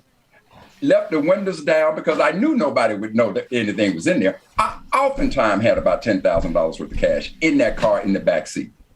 See, so what is illegal about that? The only reason that common sense could not be applied in this situation is because these thug ass cops, all they saw was a black man. Nothing humane in a nice car.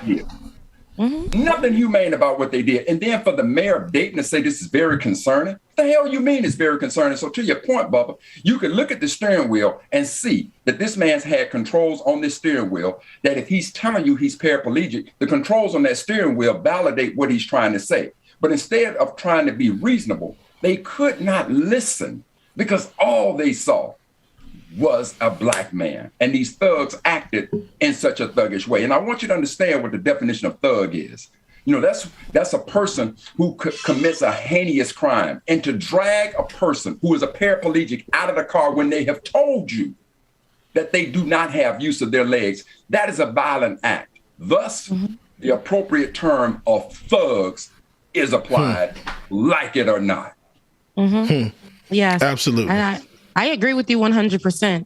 When I saw this video initially, I thought about, wow, I'm seeing this man be dragged out by his dreadlocks, by his locks. And while they dragged him, sorry, this is my job. Look, I'm trying to see, did they give me, am I in trouble for tweeting out this morning? But, and while they dragged him, what I saw was him and his legs separated. They done had that man pulled out of the car by his locks, and then his legs are left behind. And it almost looks like they threw his shoe in the car. As reported by the Huffington, they really wanted to. This is what officers do, black and white, because the black ones believe that they're, you know, a united front.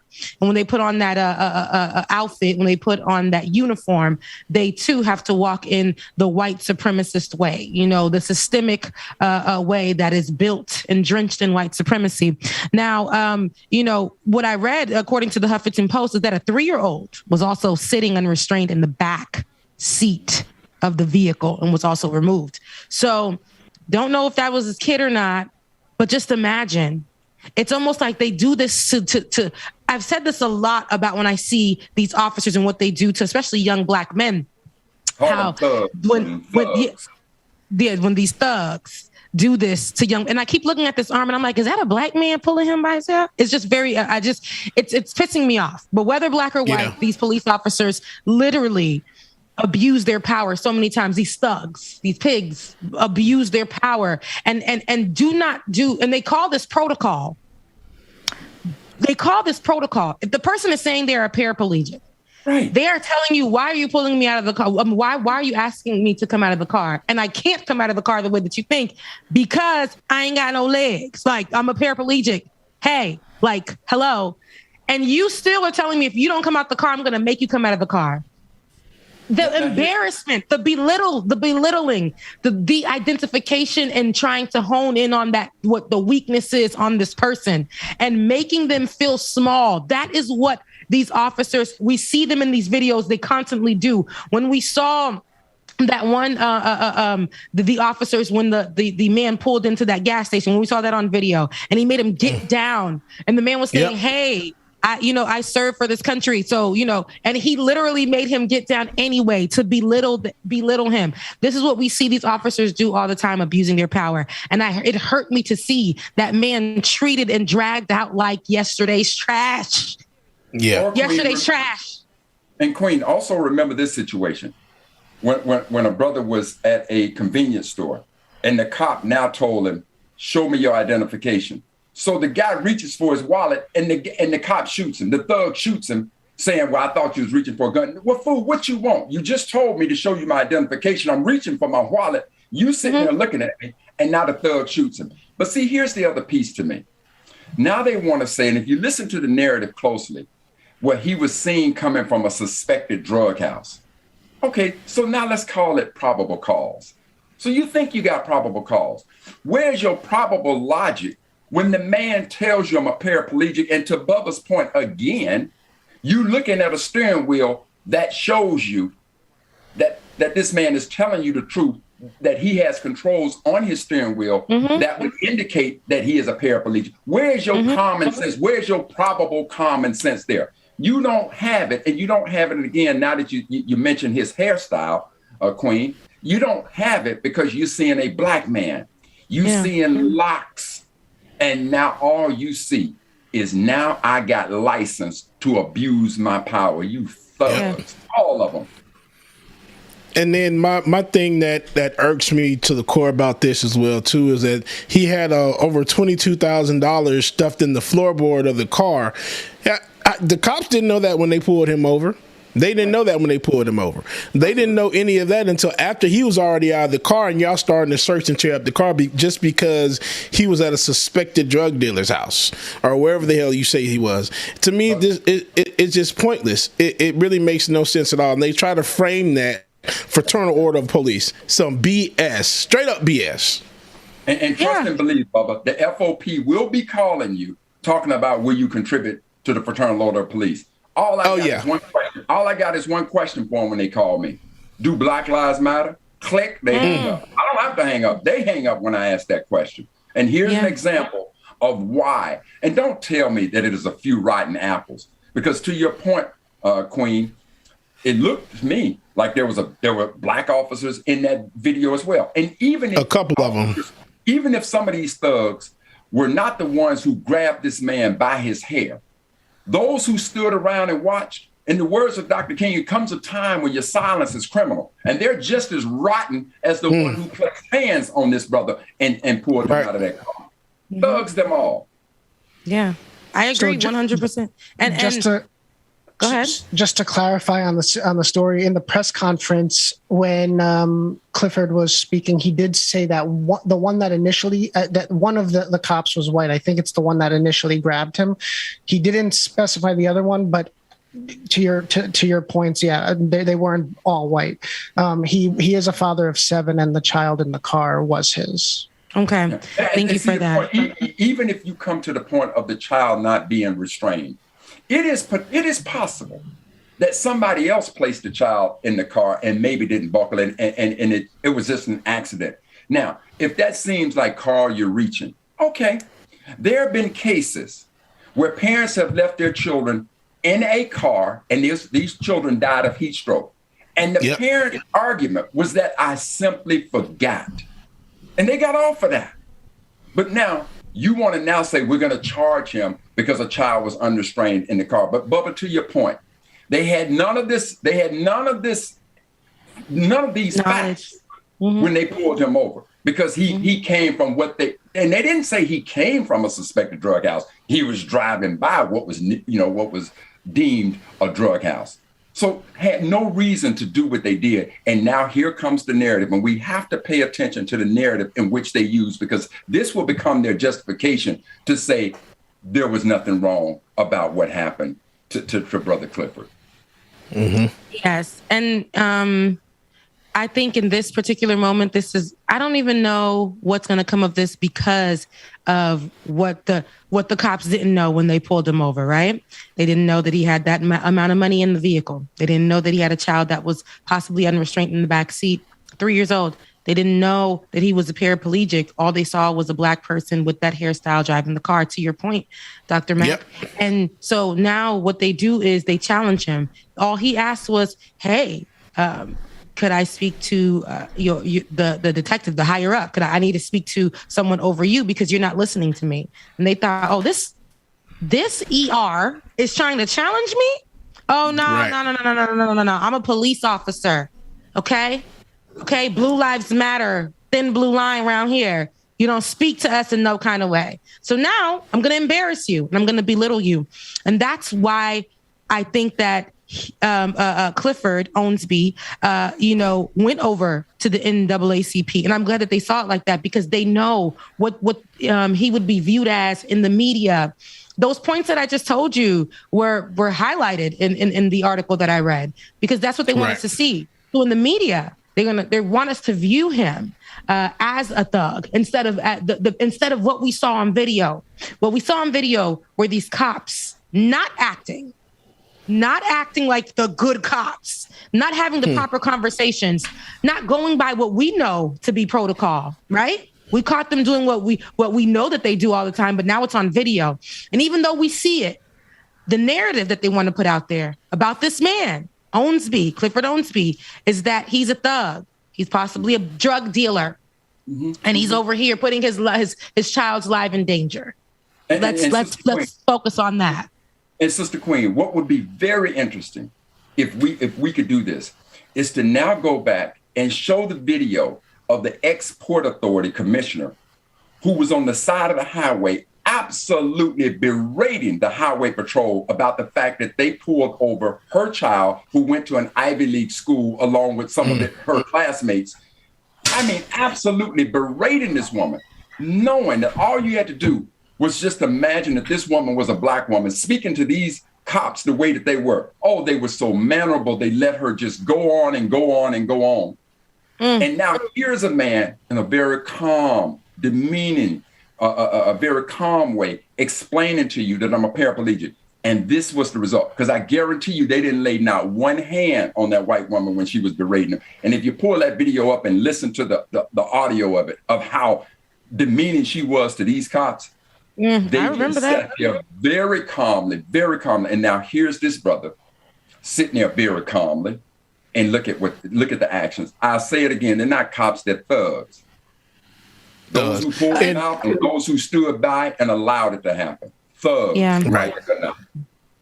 And I was going to let y'all know he was ultimately cited in municipal court only for traffic citations, failure to restrain a child in the back seat, and for tinted glass. Yeah, so that lets y'all know they were just trying to find something to throw on him. Oh, no doubt, because the fact of the matter is, no matter how much cash he had in his car, there's nothing illegal about the fact that he had cash in his car like that. But again, they want to paint the narrative coming from what we suspected to be a drug house. He's got a bunch of cash in his car. Oh, and the K9 dogs, they sniffed it out as though it was in close, look at the language. The money was in close proximity of drugs. Out of here. Right. So I've had money close to drugs before. I mean, we've all had money that's been listen. Right. Listen. I don't know. Probably all the money that we touch has been close to something. Somebody has utilized it to do a lot of things. Okay. Now, strippers. So listen, talk about it. Okay. They're not only swiping credit cards. So anywho, because we are at the end of the show, we're at 10 o'clock. We're at the end of the show. Sorry to end you guys like that.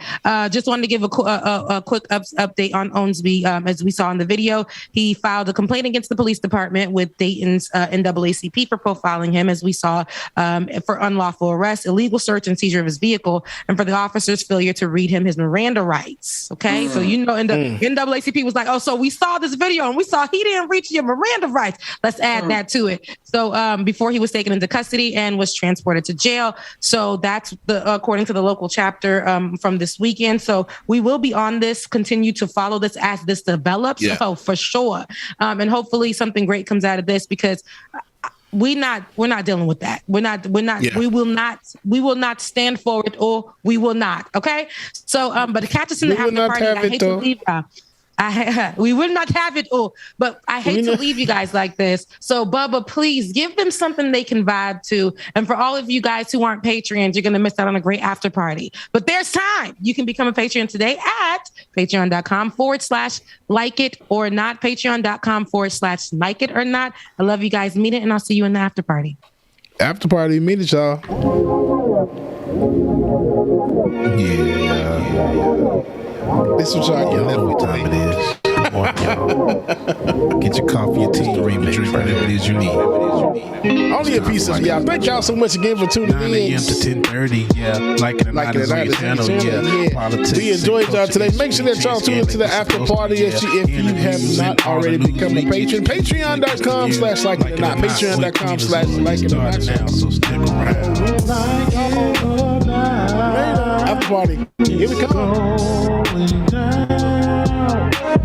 Like it or not, y'all stick around. Oh, Rebecca's on is coming through. You know she got a Terry Stacey, love you. Good story for you. Oh, Benjamin, that's my dog. This is his show.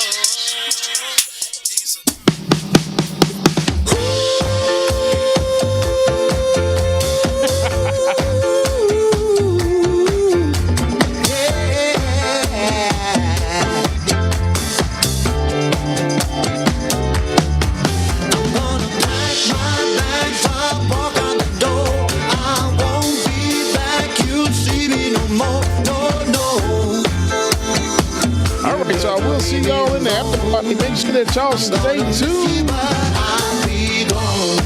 For me, there ain't no other, but you just couldn't be bothered. You never knew what love is about. It gets me 'cause there ain't no doubt. There is something about you. Thought I was nothing without you. You made me beg and you made me crawl. You played me and you made me fall for you. It's sad but true. You're no good, still I'm loving you. But I made up my mind. I'm gonna pack my bags up, walk out the door. I won't be back, you'll see me no more. No, no.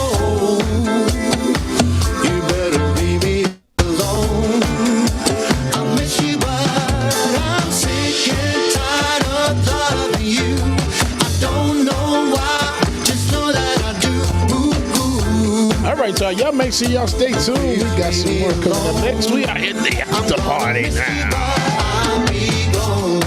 You know I don't want to fight ya, but there is something about ya that makes me want to scream and shout. You left me hanging down and out. I think you never leave me.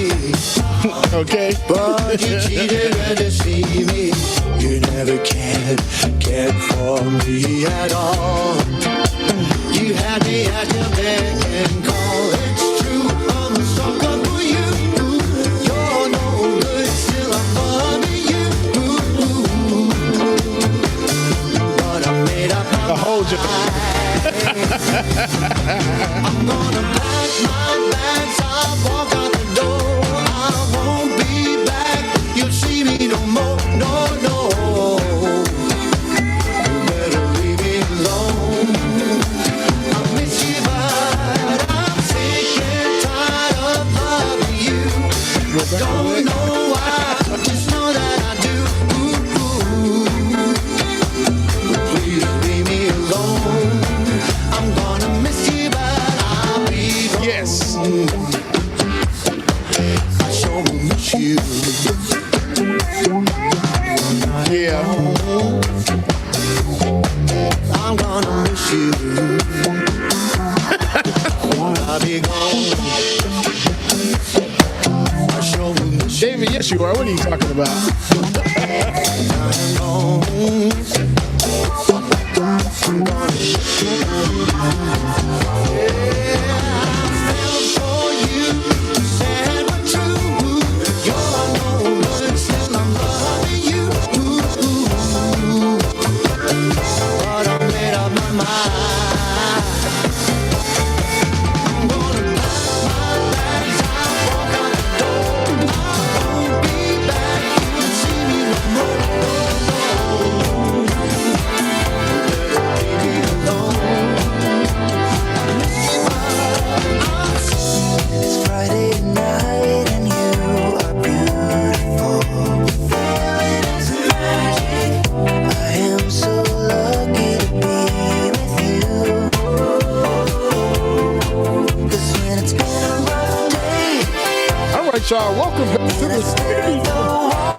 sister from another mister, my other brother from another mother, Dr. Mac and Rebecca Azor.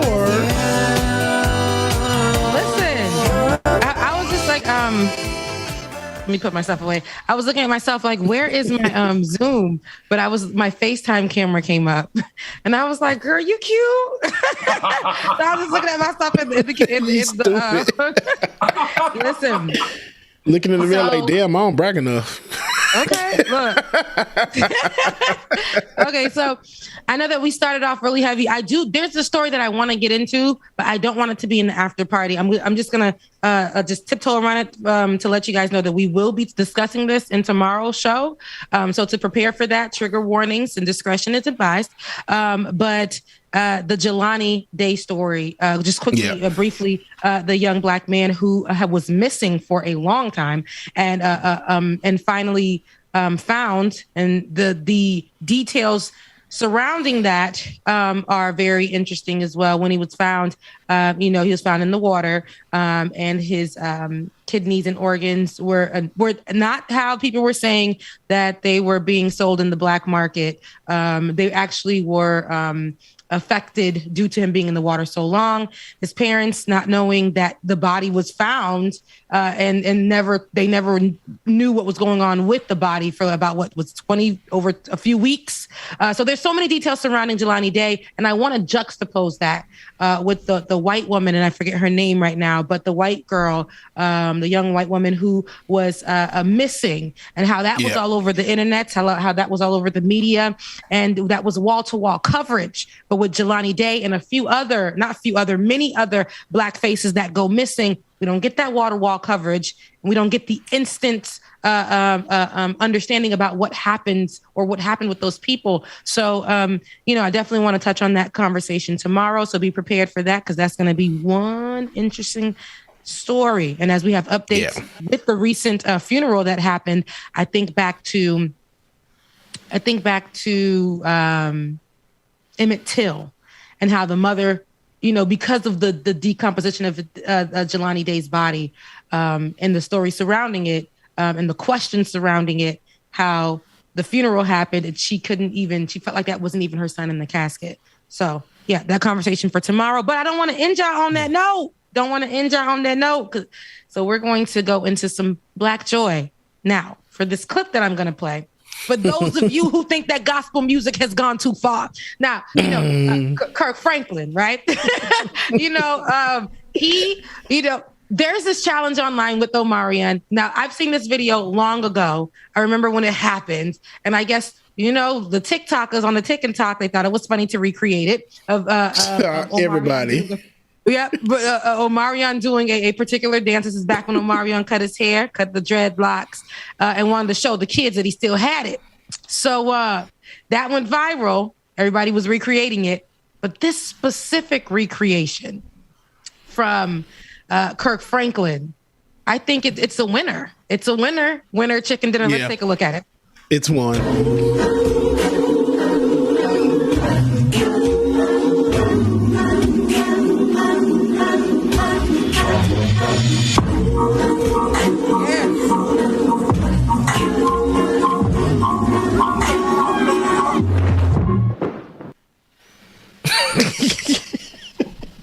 So, damn Kirk like Franklin. I said, for those of you who think that gospel music has gone too far, now, Kirk Franklin is the one to say that, okay? And every time I see him doing something, this is funny to me, though, but the hip thrust at the end, I know it had them saved saints. I know it had the Jesus Juniors.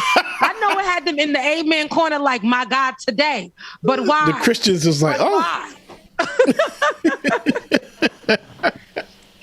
And you know what we should have did? We should have downloaded the original so we can show them what Omarion did, so they'll see what Kirk Franklin did as well too. Yes, because I need y'all to know that Kirk Franklin is a dancer. Kirk Franklin did, we've seen that he's a rapper. Kirk Franklin is for the streets in the church. Kirk Franklin will bring you the hottest rapper to be on the track. Right. But I didn't understand. This is funny to me, but I'll be like, what was the point? What you did? You literally got a whole production going on when you could have done this in your house. You could have done this in your household. You at the church, hip thrusting. And then, Rebecca, you forgot that Kirk Franklin is one other thing. That's Plies, baby. Oh, yes. Oh, yes. Y'all can't tell me him and Plies don't look alike. That's Plies. Y'all can't forget that Kirk Franklin, he's still real. Y'all remember that video? I wish I still had it loaded in here. Oh, when he was cussing out his son. Kirk Franklin ain't for play. You need to find that video because I need to hear it again. I need to hear that again. The video that Dwayne is... Yeah, the video that Dwayne is talking about is a video of Churchman. You know, he's not a Sunday school dropout like Dr. Carl Mack, but this Churchman, this current Sunday school teacher, who had there was a leaked voicemail or a leaked conversation between him and his son, leaked by his son, where he was he told his son, he gave his son some unchristian words. But that's all right though, because Christian folks cuss. I cuss every day, and God don't love me no less. Let me know that. Listen, right. I just want it known that when we hold services at 18 Hope Baptist, we don't tolerate that kind of behavior. I'm just saying. 18 Hope. So, listen, this conversation between him and his son, I feel like is like one of those black what's understood don't got to be said. We listened to that and we were like, And everybody talking about you should feel some type of way. I don't feel no type of way. That's real. Hell, y'all think these tough. Kirk. They said cancel Kirk. I said I don't get into black folks' family business. Exactly. All I right, don't get into black folks. I was able to track it down. Here we go. My dog. Okay, if you think I'm bringing this paper, let me say it like this. When your bitch ass starts you need to get your skinny motherfucking ass back out the goddamn way before I put my foot in your ass. Because I dare you. I dare you. I dare you. I dare you. Shut the fuck up. I'm old. And I'm sorry, viewers, for the language. I will punch your neck, nigga. Don't you ever disrespect me. I did it. Sorry, y'all. This is not supposed to be fun. But that don't you ever disrespect me. Hey, I said, for those of you who think that gospel music has gone too far, in my household, in my Haitian household, y'all would think that I need to be literally disowning my parents for the way they spoke to us when we disrespected them. Now, especially when we try to put them on blast, to reaching out to other family members, you know, telling no. Y'all would think that I have to disown my family, my Haitian mother and father. But you know what I'm saying? But in some cases, some parents are just through. Kids be acting up. Not saying that this was right or wrong. It's none of my business. Okay? Right. But I just wanted to let you guys know that Christian people go through it too. Their fathers, their mothers, they got kids that are disrespectful. Sometimes they're not the best parents. This stuff happens. They were like, they cancel him. He's not a good father. He's this and that. We don't even know if their relationship has healed at this point. I know that he said he was working on it, right? He put out a message the next day and talked about it. But that is, you know, I like to see people being real like that. Exactly. And ain't nothing wrong with that. He was real. Because his son needed that. Is that what y'all call it? Listen. He needed that. I'm obviously the old man of the group. I'm telling you right now, a man of the cloth wants to sit there and preach the gospel to me, and in his testing time of trial and tribulation, as they said, the true measure of a man is not where he stands in times of comfort and convenience, but where he stands in the times of challenges and controversy. And where that brother stood, I ain't really trying to hear the gospel from you. So if that's the gospel, your damn skip it done went too far, like it or not. I'm out. For those of you who think that gospel music has come too far, you ain't seen nothing yet. For those of you who think me cussing my son punk ass the hell out, he deserved this shit. Listen, but it's funny you say that, Dr. Carl Mack. I'm surprised that you even went that route. See, you always surprise me with the routes that you take. Right. I'm thinking you're about to go right, but you take left. And that is a good point that you bring up, though. And that's a lot of times, and you know, and I don't want to get too deep in this conversation, but I will say that's a lot of times what causes a lot of people to, divert from going to church, who are when they saw that. You should have seen the conversation in the Twitters. You should have seen the conversation on the Instagrams. They were saying that this is why I don't go to church, because these are our leaders, right? These are our leaders, and I don't want to hear the word and what they encourage me to do every day when they're not utilizing it in their own lives. But I also want to remind people that right? I get on here and I'll tell you guys, hey, I'm a Christian. And then, I'll talk about this and that and the other. And people will say, well, that's not Christ-like of her. And that's all right, because I'm a work in progress. But I still believe that I am someone who is like a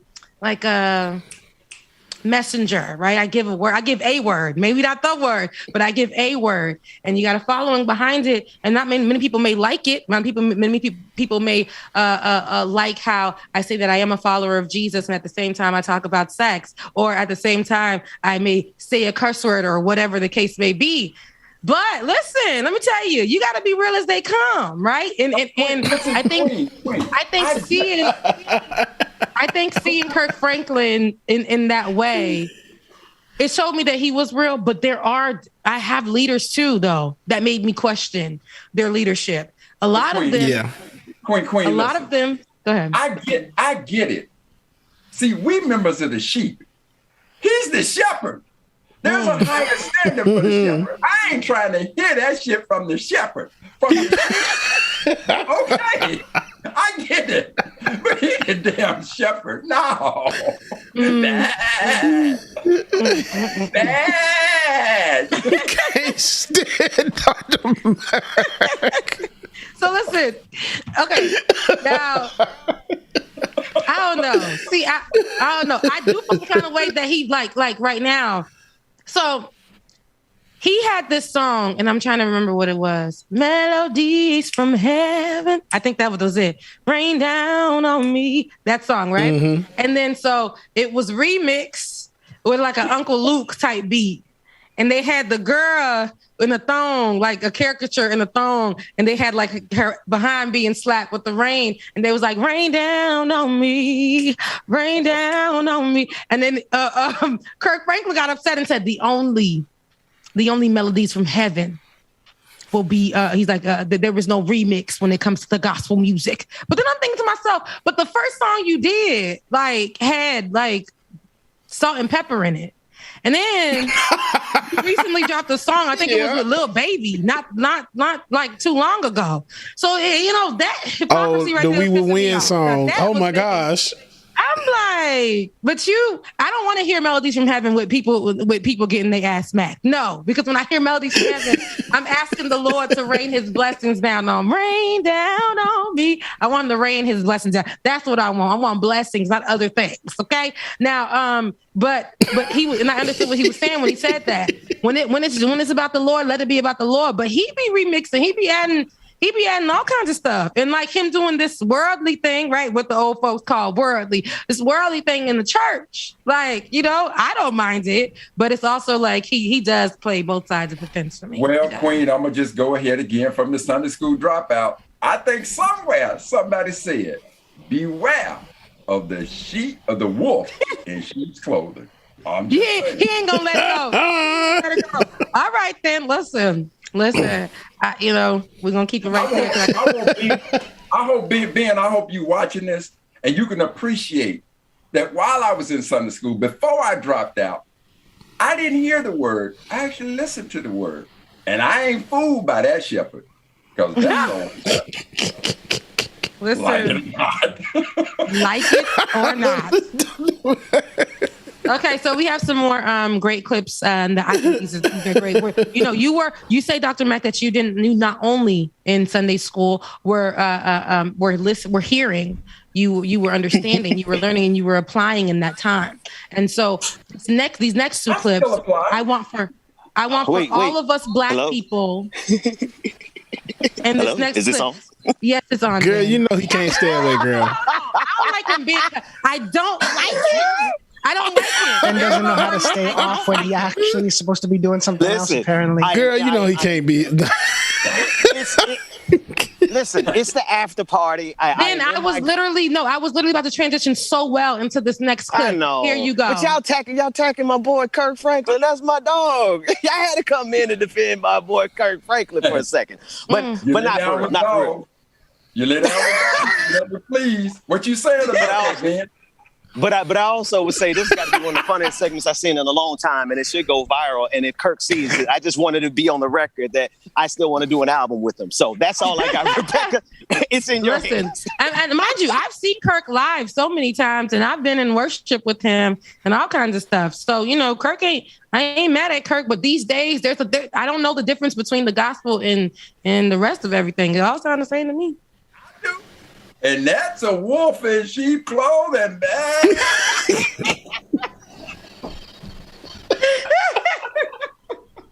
I can't stand y'all. Being gone. So, like I was saying, Dr. Rack, as we transition into these next clips, let's see how we can be taught as if we're in Sunday school with these next two clips. Let's take a look. Okay. I hope it is.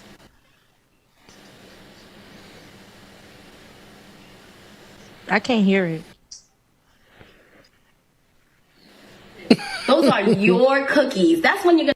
Another one of y'all worst fucking nightmares. Look at y'all. Y'all running away. No, stay right there. Stay right there, because you need to fucking hear this. You need to hear this. This yours up here is ownership, a possessive adjective. Those are your cookies. That's when you're gonna use this. But this, y'all have to slow down with this one, because y'all use this anytime. This means you are. Yeah. This means you are. So stop just using it whenever you want to use it. How about you say it to yourself first? Those are you are cookies? Those are you are cookies? Oh my God, that sounds fucking insane. Y'all think this apostrophe is an earring? A hat, a bag to the letter U. And that's where you're wrong at.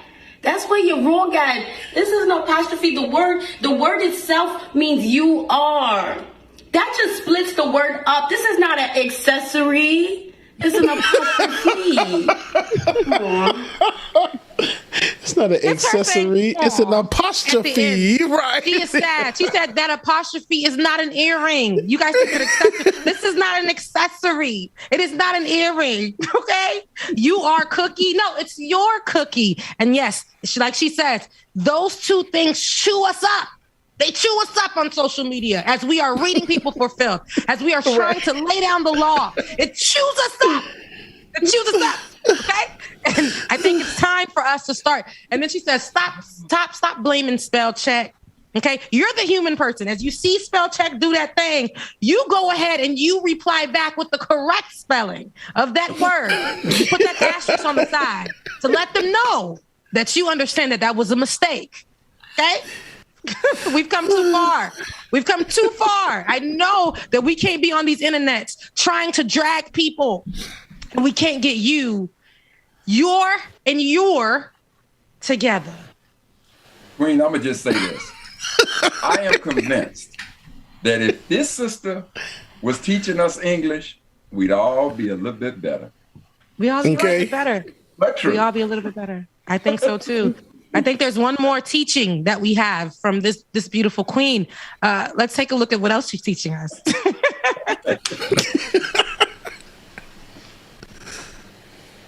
AP2, Dwayne. Look where the fuck I'm at. I just want to give you all a little glimpse of what minds are. This is what comes to my head when I'm reading something and it says, oh, he's minds. He's minds? Is he a minor? This is the minds right here. This is the minds that you bitches be talking about. Yes, this is the minds. Mine and minds are two different words. Mine. Ownership. He is mine. She is mine. That is mine. But minds, when you add that S, you take me here. You take me here. Please, go give me my hard hat. Y'all taking me to the mines? This is the mines. This is where you take me when you add that asshole. Dang, girl. I know. And when she says hoe, she spells it at Heaux because it's out of love. Listen. Okay? Now, minds and minds literally has us in a chokehold Okay. I don't understand why people be like, you know, even in the song that we heard, he's mine. You may have had him once, but I got him all the time. They don't say he's mine. You may have had him once, but even in that song, they had the correct word. But I don't understand why I'm really going to get on us black folks on this one. You know, white folks sit in the corner. This ain't for you. But for my black folks, I don't understand why we do that. We'd be like, yeah, that's mine's. Yeah, that's mine's. That's mine's right there. That's mine right there. No, it's not. What is that? Like she said, you take me here. Where's my hard hat? You're taking me to the mines. Okay. Now we can't be doing even these rappers are using them in actual songs. These current rappers in today's TikTok day are using it with the S in the songs, and the kids are listening to it. And what they're doing, they're taking it to their kindergarten. They're taking it to their preschool and saying, "That's mine's." That's mine. Let it go. That's mine. Queen, I don't know. See, okay, I get your and you are your. I get that. But sometimes we like to play with language, right? Sometimes. Because if I was looking at her, okay, I ain't going there. I'm too old. I ain't going there. That's mine. If you were looking at her, she would. No, let me tell you. I want my man to know the difference when he is claiming me in these streets. Okay, when he is claiming me on the people's internets, it needs to be that is mine, because I feel like I am yours, not yours. But Queen, what if you looked at her, you go, your hair, your earrings, this and that, all that's mine's. It still don't sound right to me. It still don't sound right. It's mine. Amen. It's mine. Okay. But I can't. But see, if I want to put mine in plural, then I need to name all of parts of you that are mine's. No? I don't know how many of you are there. I just want one. It's mine. That means that there's some of you to go around to other people. I need to know that I am yours. YOURS. And it's mine. One person. Mine. Queen, listen. I wanted her hair. I wanted her shoulders. I wanted her. I wanted that. And so all of that is mine's. No. Mine's. We not doing that. Dr. Mac, I can't get. We're not gonna do that on this one. It's mine. Okay. Well, you know what? I need the next word I need for her to deal with is irregardless. Okay. Talk about it. And I think she has one for that. Let's talk about it. And on the next episode, if we do, because that one chews us up right there too. That one messes us up every time. It takes us back. It ain't even a word. Queen, I also want you to go to Charlie Wilson when he said, I was conversating. I know in that song. He did say that. He did say that in that song. He did. That's another word. There's so many things. Now, there are some that we'll say, and we know that those are part of our, our how we word things, and yeah, that's our talk. We talk the way we talk, right? But some of these words, you guys are abusing them, and you are making them true and real. Now, we can't be in the people's school reading and looking at mine and saying mine's. We're not doing that at the pure age of, you're about 45. You got 45 and you saying that's mine's? Sir, lose my number. At this point, no, I can't do it. But we are gonna play more of her videos. I love her lessons. I love her teaching. Queen, I just want to be sure that at 59 plus, for me, under no circumstances are you allowing mine's for me. Sir. Yes. It needs to be with the E at the end. It needs to be with an E at the end. Okay. The queen you have ruled, and I shall obey. Not I will obey. I shall obey. That's it. It got to be with an E at the end. But yo, I love you guys. Mean it. We have come to the end of the show. I'm trying to be on time so that Ben is not hitting us up. And we got jobs after this. I know you may have to go play golf, Dr. Mac, but we got to go log in to that 9 to 5. And I said this on the main show before we got out of there. CarMax, I am on that ass. You got my family member in your job during this. literally in a cubicle farm where a whole bunch of people are not required to say if they are vaccinated or not for training purposes. And she says you guys have yet to do any training. You're doing actual just regular work that you were doing at home now in the building. I got a problem with that, CarMax. I got a problem with that. So all of you guys that are watching, head over to my Twitter, retweet my tweet about CarMax. I want them to reach out to me. I want them to hit me up so I can go head to head, because I can't even hang around my sister, the only family that I have here in Georgia, because she's possibly has been around people who have COVID. We don't even know. Yeah. And what they will say if something happens to her. Well, we had masks and we had hand sanitizer. Terrible. And replace her. So anyways, we're at the end of the show. I love you guys so much. I hope that you guys do not have to go into anybody's office. I hope that if you can fight it. I love you guys. Let's look, like, exactly. We are tired. We are tired. We is tired. Okay? Tired. I love you guys. Mean it, Bubba. Let's take it to some music, okay? Take it to some music. We will see y'all tomorrow, y'all. Make sure y'all go have a great day. Make it awesome. Your affirmation for today: I am so proud of my strength to walk away from what doesn't deserve me. I am so proud of my strength to walk away from what doesn't deserve me, y'all. Happy Taco Tuesday, everybody. We will see y'all in the morning. Deuces.